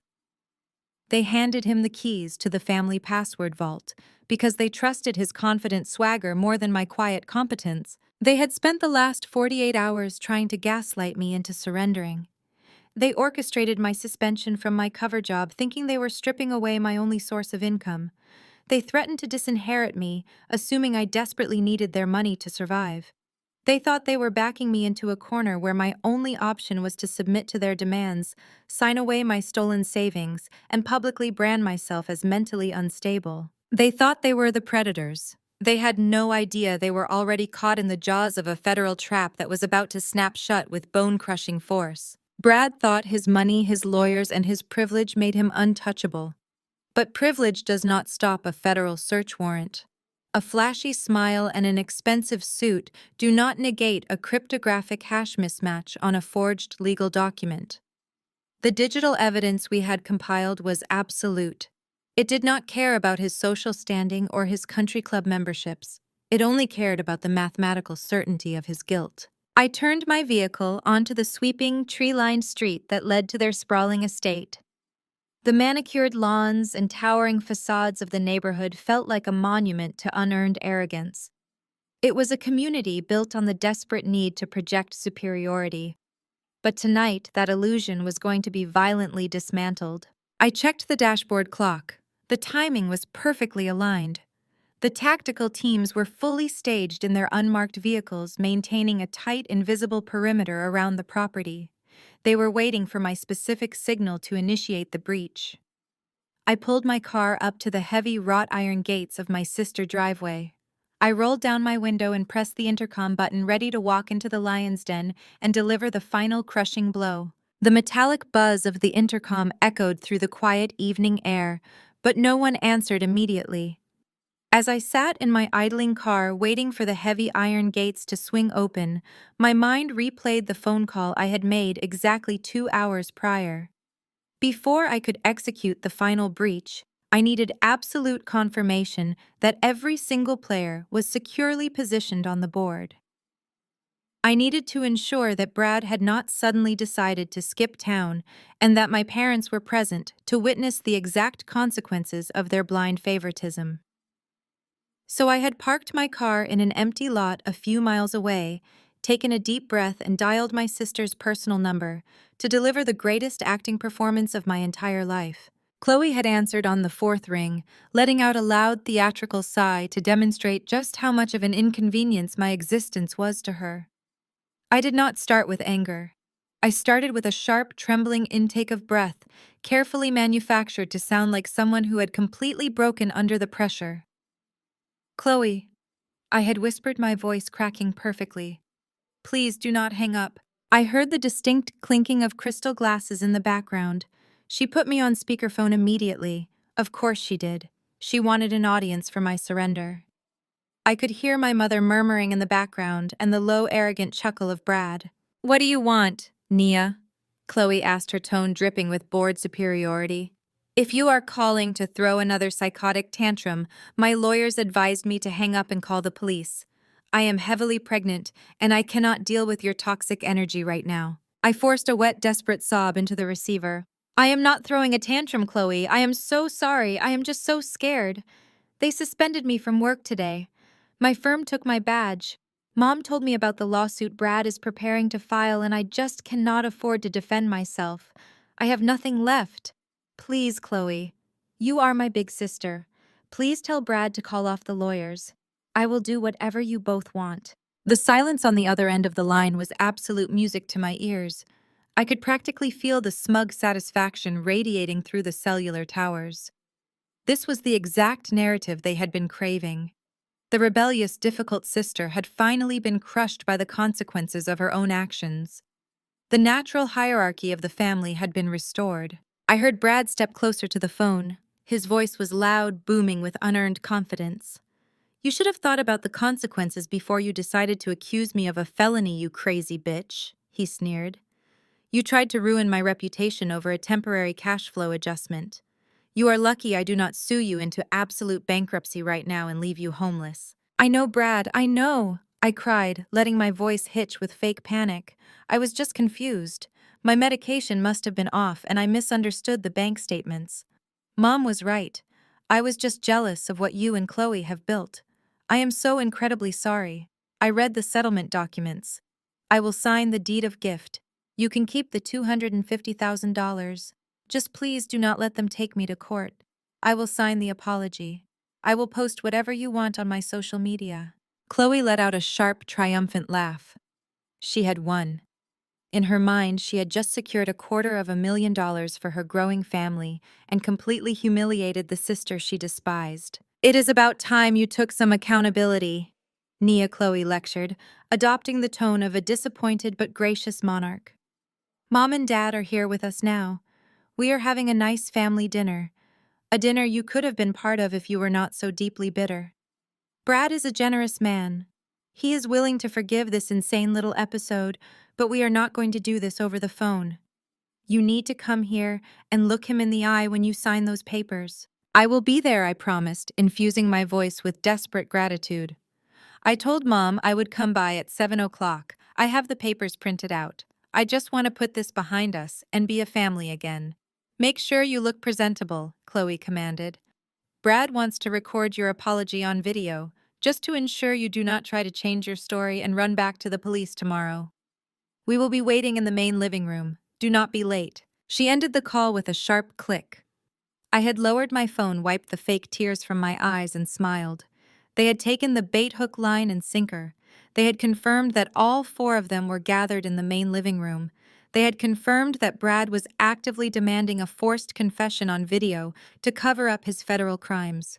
And they had done it all over a recorded cellular line that was being actively monitored and transcribed by the Federal Bureau of Investigation. It was a masterclass in self-incrimination. Now, sitting at the gate of their luxury subdivision, the intercom finally buzzed to life. "State your name," the automated voice of the neighborhood security guard demanded.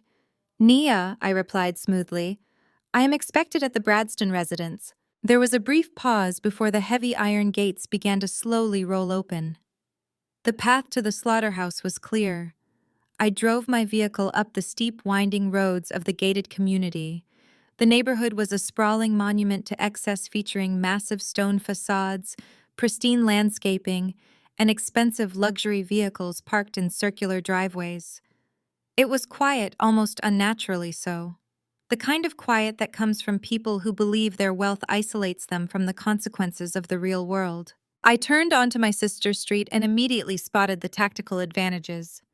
Two unmarked black utility vans were parked seamlessly near the neighborhood clubhouse, masquerading as maintenance vehicles. A utility repair truck was idling near the fire hydrant at the end of the cul-de-sac. I knew exactly who was sitting inside those vehicles. Dozens of federal agents in full tactical gear waiting in the shadows, listening to the live audio feed from my encrypted wire. I pulled my car into Chloe and Brad's massive circular driveway, parking directly behind Brad's sleek imported sports car. I turned off the engine and sat in the silence of my cabin for one final moment. I took a slow, deep breath, letting the reality of the situation settle over me. I was about to permanently destroy my family.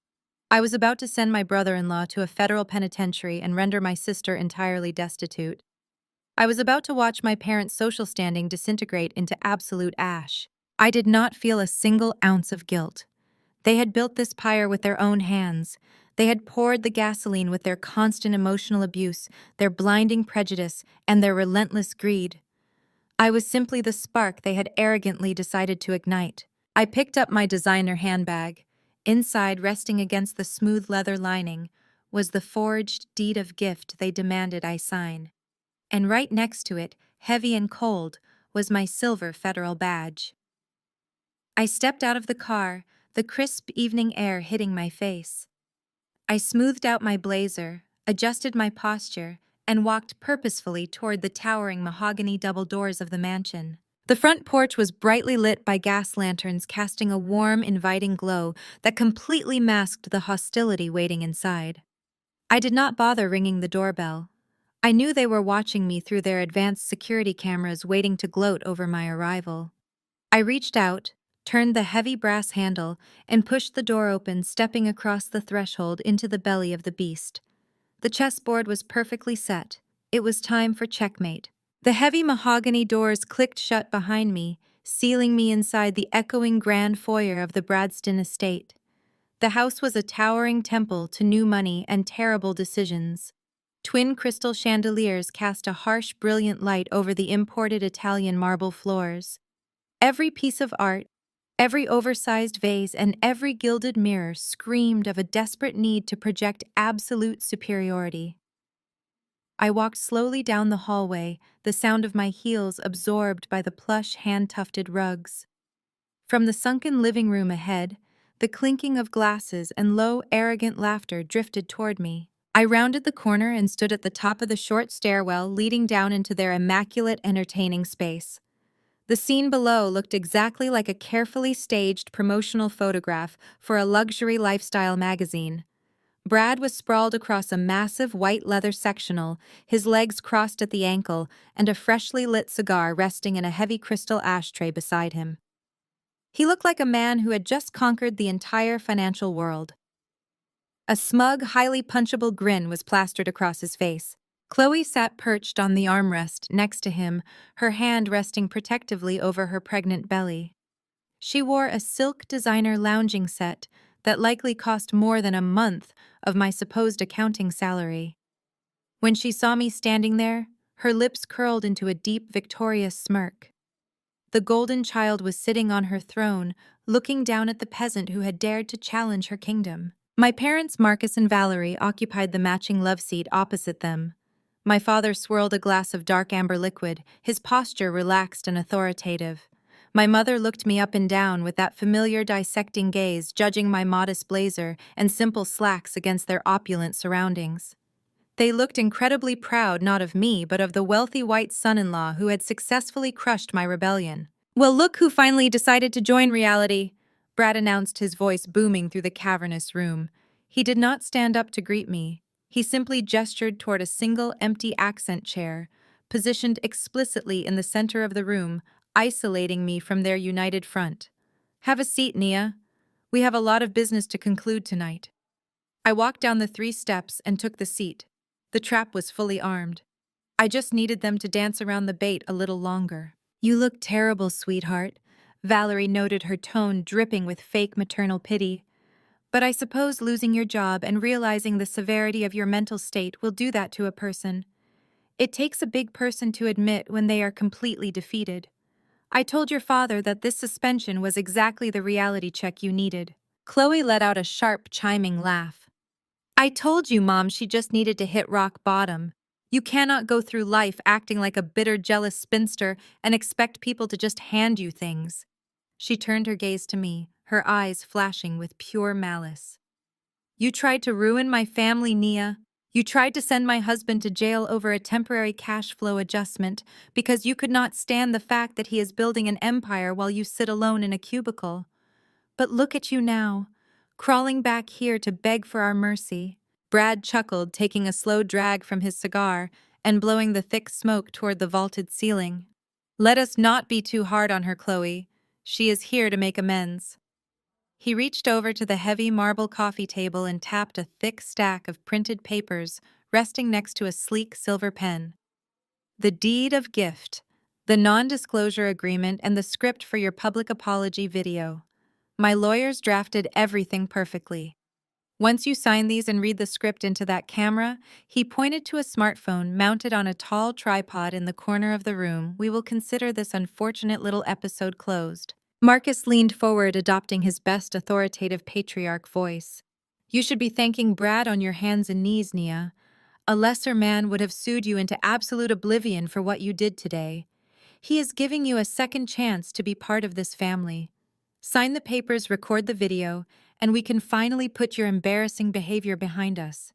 We can go back to being a respected family in this city." I looked at the legal documents resting on the marble table. I looked at the tripod set up to broadcast my humiliation to their entire social circle. The sheer, unadulterated arrogance radiating from the 4 of them was staggering. They were entirely convinced of their own invincibility.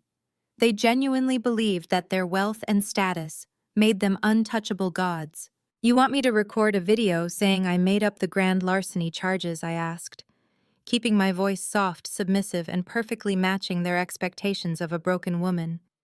"You want me to legally gift you $250,000. "It is not a gift." Nia, Brad corrected, his voice dripping with condescension as he leaned forward, resting his elbows on his knees. "It is restitution for the damage you tried to cause my pristine reputation." It is the price of your readmission into this family. You played a stupid game, and you lost spectacularly. I outsmarted you. My lawyers outsmarted you. Now be a good little accountant and pick up the pen. Chloe smirked, brushing a stray lock of hair behind her ear. Think of it as an investment in your own sanity, Nia. Brad is doing you a massive favor by taking that money off your hands. You clearly do not know how to manage wealth anyway. Maybe after you sign, we will let you stay for dinner. We ordered from that upscale Italian place you could never afford on your own. The hidden microphone taped securely beneath my collar captured every single syllable. Every threat, every admission of financial coercion, and every arrogant demand was streaming live to the Federal Command Center just outside their neighborhood.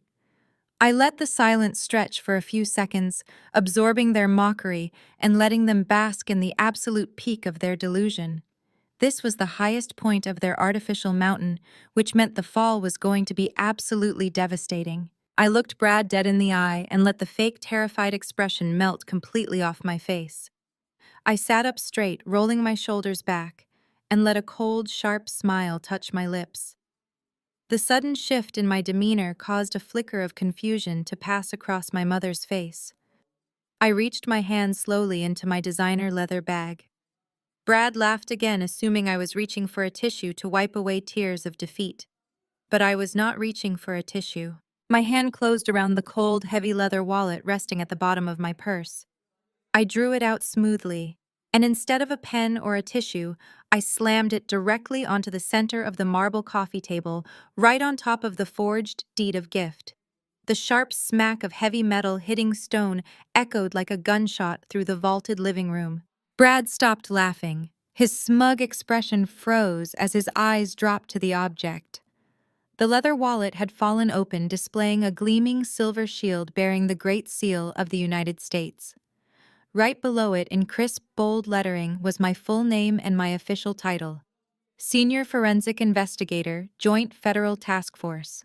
My father leaned forward, squinting at the badge, his brow furrowed in deep confusion. My mother blinked rapidly, unable to comprehend what she was looking at. Chloe just stared blankly at the silver shield, as if it were an alien artifact that had magically materialized in her perfect living room. "You can keep your pen, Brad," I said, my voice slicing through the heavy silence with absolute razor-sharp authority.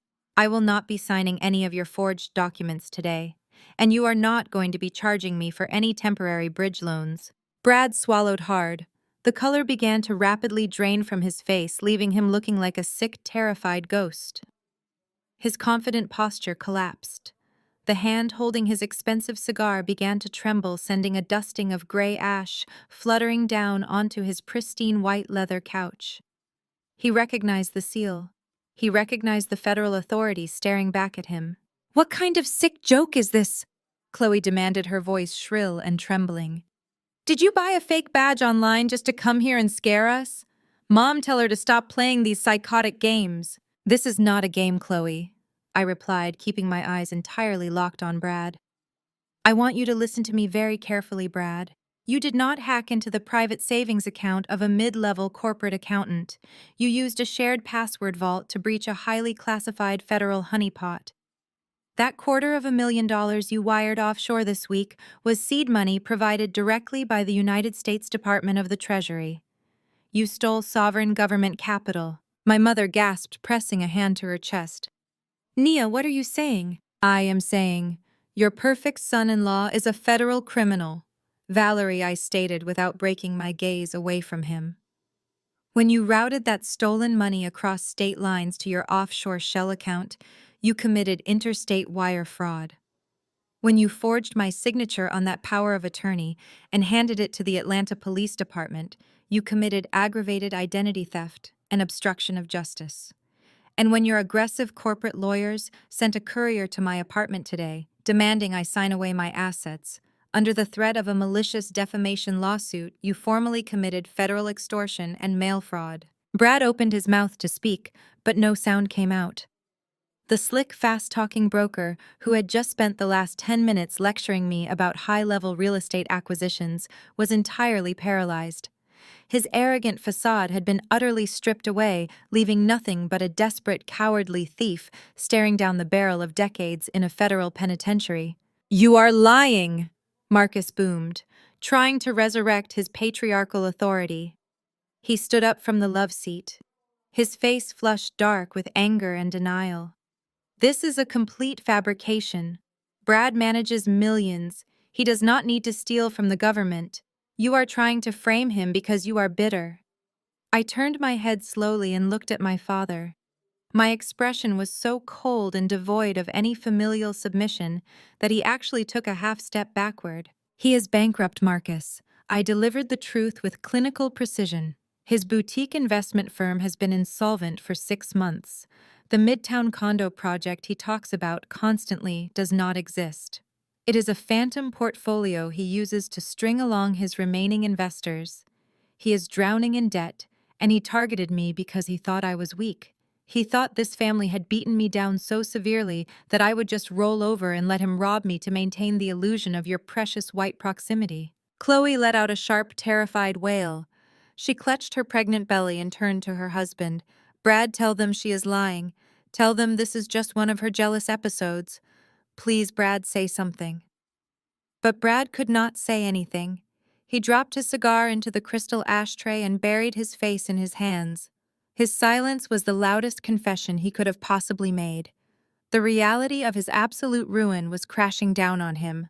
"You thought you were the smartest person in the room," I continued, my voice echoing with unrelenting judgment. "You thought you could use my family toxic dynamic as a shield.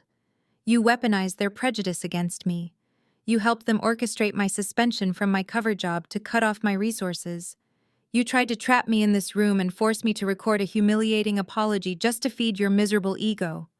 But every single word you have spoken in this house over the last 10 minutes has been transmitted via a live encrypted wire to a federal command center.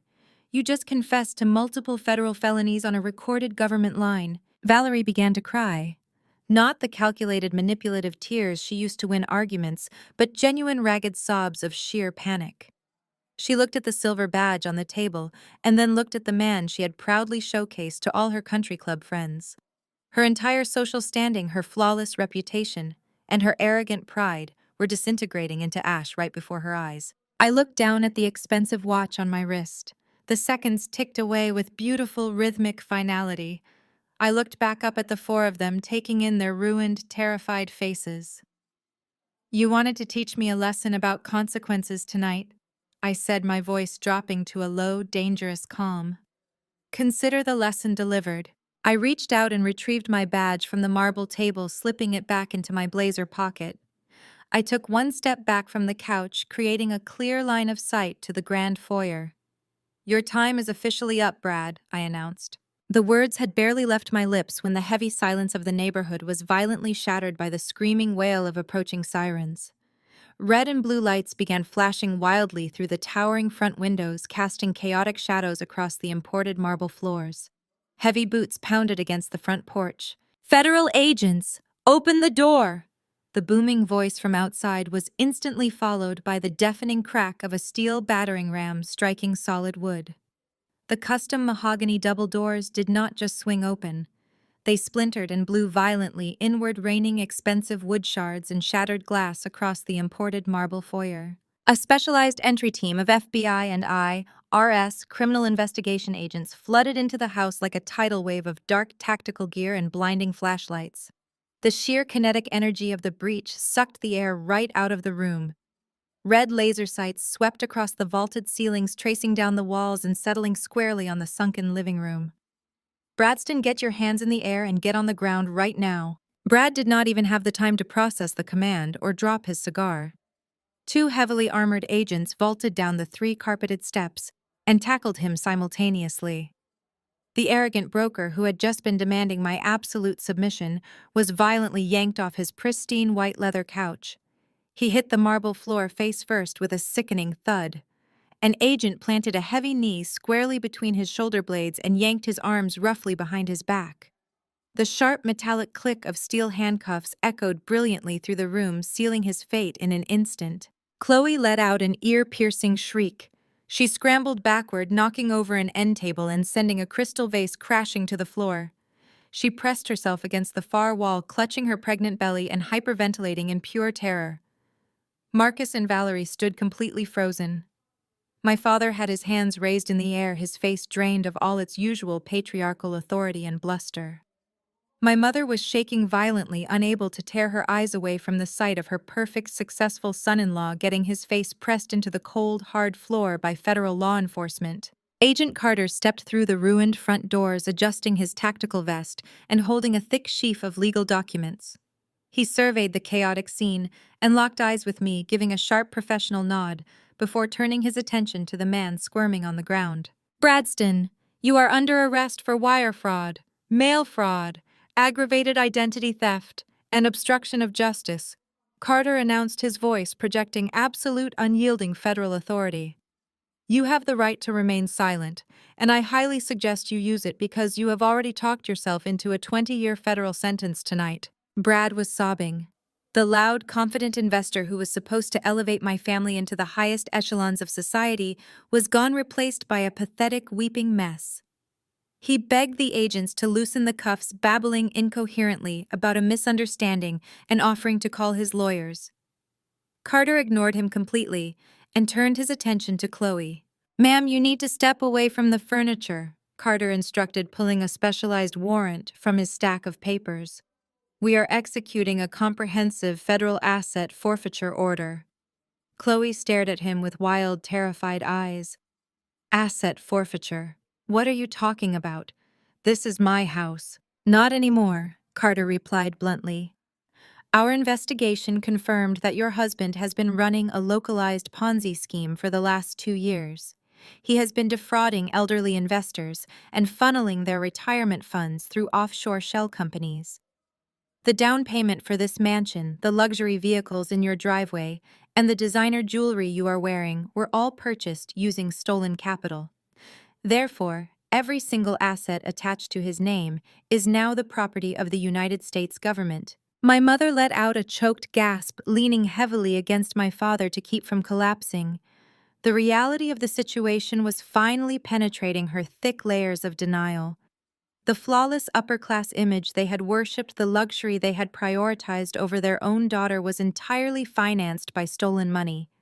The country club friends they loved to impress were going to watch them fall from grace in the most spectacular and public way possible. Agents immediately began securing the perimeter and tagging high-value items for confiscation. One agent walked outside, and I could hear the distinct heavy sound of a flatbed tow truck backing into the circular driveway to impound Brad's prized imported sports car. Another agent approached Chloe, holding out a plastic evidence bag. "I am going to need that diamond necklace, ma'am," the agent stated firmly. "It is listed on the seizure manifest." Chloe looked like she was going to physically shatter. She fumbled with the clasp, her hands trembling uncontrollably, until the heavy diamond piece dropped into the plastic bag. The golden child was being stripped of her crown jewels right in her own living room. She looked over at my parents, silently begging them to fix the situation, to use their wealth and influence to make it all go away. But Marcus and Valerie were entirely powerless. All their logistical wealth and social standing meant absolutely nothing against the crushing weight of a federal indictment. I walked calmly over to the marble coffee table and picked up the extortion documents Brad's lawyers had so helpfully prepared. I handed the thick envelope directly to Agent Carter. "Here is the final piece of evidence," I told him, keeping my voice steady and strictly professional. "Signed and delivered extortion demands crossing state lines exactly as we discussed." "Excellent work," Investigator Carter replied, taking the envelope and securing it in an evidence pouch. "We have the perimeter locked down. You are clear to exit the operational zone whenever you are ready." I turned to look at my family one last time. Brad was being hauled to his feet by 2 agents, his custom-tailored suit wrinkled and covered in dust from the floor. He refused to look at me, keeping his tear-streaked face angled downward in absolute shame. The agents marched him up the stairs and guided him roughly out the front door. Outside, the flashing red and blue emergency lights illuminated the faces of dozens of wealthy neighbors who had gathered on their manicured lawns to watch the spectacle. The entire exclusive subdivision was witnessing the arrest. By tomorrow morning, the gossip would spread through their elite social circles like a wildfire. My parents' pristine reputation was dead and buried permanently. I buttoned my blazer and stepped carefully over the shattered remains of their front door. I did not offer them a goodbye. I did not demand an apology. They had nothing left that I wanted or needed. I walked out into the cool evening air, leaving the ruins of their fake empire behind me forever. 6 months passed since I walked out into that cool evening air and left the ruins of their fake empire behind me forever. The federal justice system is notoriously slow for most cases, but when you steal directly from the United States Treasury and document your own extortion plot, the wheels of consequence turn with terrifying and absolute speed. Brad quickly learned that his smooth-talking broker persona meant absolutely nothing inside a federal courtroom. He initially tried to plead not guilty, believing his expensive corporate defense attorneys could somehow manipulate the legal system and secure him a comfortable house arrest arrangement. He was severely mistaken. The digital forensic data we presented was insurmountable. The cryptographic hash mismatches on his forged documents, the server logs tracing the wire fraud across state lines, and the live audio recording of his extortion attempt, captured right in his own living room, stripped away any possible defense strategy. When the federal prosecutor laid out the sheer magnitude of his localized Ponzi scheme, proving he had actively defrauded dozens of elderly investors to fund his luxury lifestyle, the judge showed zero leniency. Brad was convicted on multiple felony counts, including wire fraud, mail fraud, aggravated identity theft, and obstruction of justice. He was handed a 20-year sentence in a maximum security federal penitentiary. In the federal system, there is no early parole for good behavior. The arrogant golden boy who once bragged about his massive cryptocurrency portfolios over vintage bourbon is now a federal inmate wearing a standard-issue uniform, with his financial future completely eradicated. The consequences for Chloe were equally devastating. The federal asset forfeiture protocols executed on the night of the raid systematically stripped her of everything she believed made her superior. The government seized the Buckhead mansion, the luxury imported vehicles, the designer jewelry, and every single bank account tied to Brad and his illicit enterprise. She was left entirely destitute.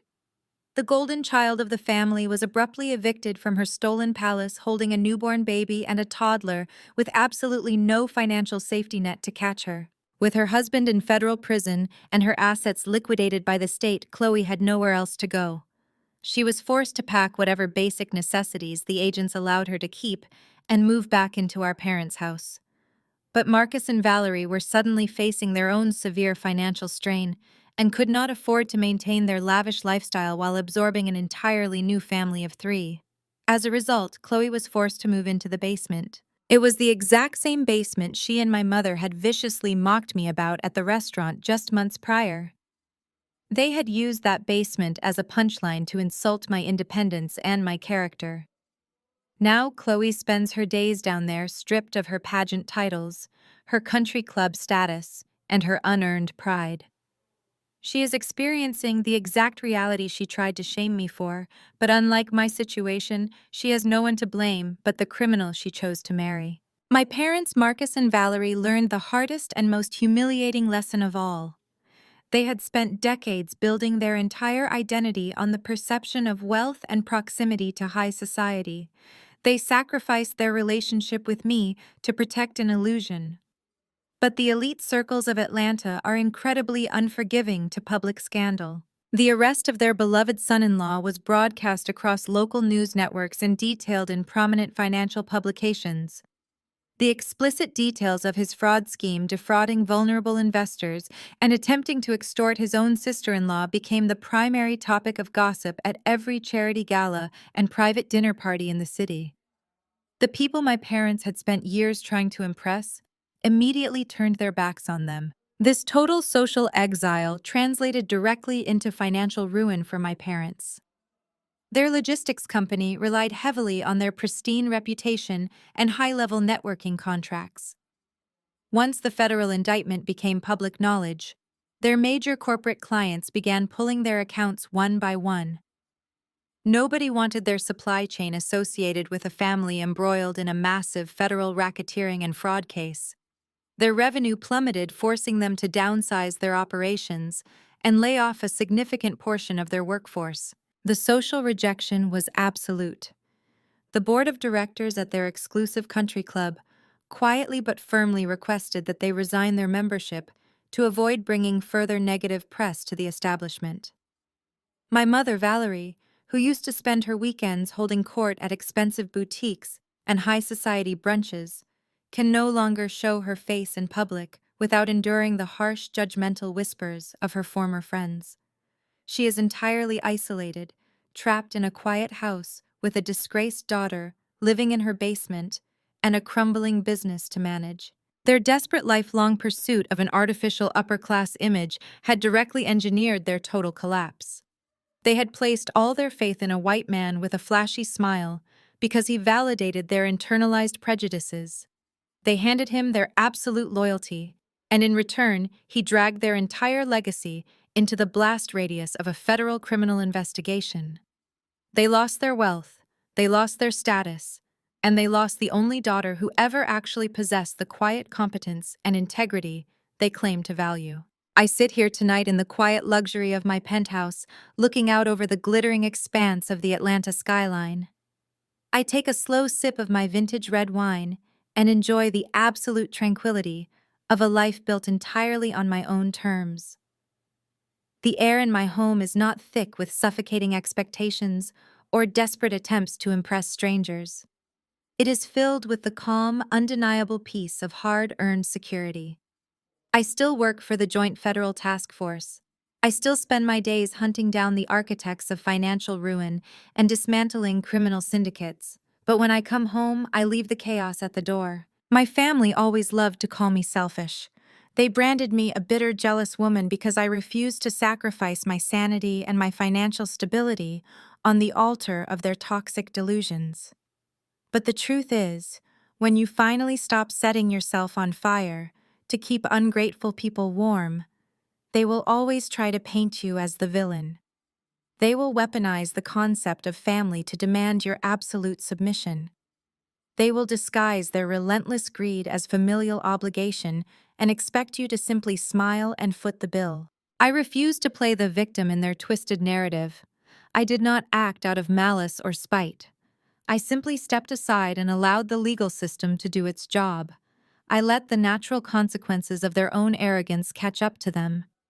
If holding thieves accountable and protecting the assets I worked tirelessly to build makes me the villain in their story, then I will gladly wear that title for the rest of my life. True excellence is not about driving a leased sports car or forcing your children into a rigid mold to appease a country club demographic. It is about possessing the quiet integrity to do the right thing even when it is difficult. It is about protecting your peace, your mind, and your resources from anyone who tries to diminish your worth, regardless of whether or not they share your last name.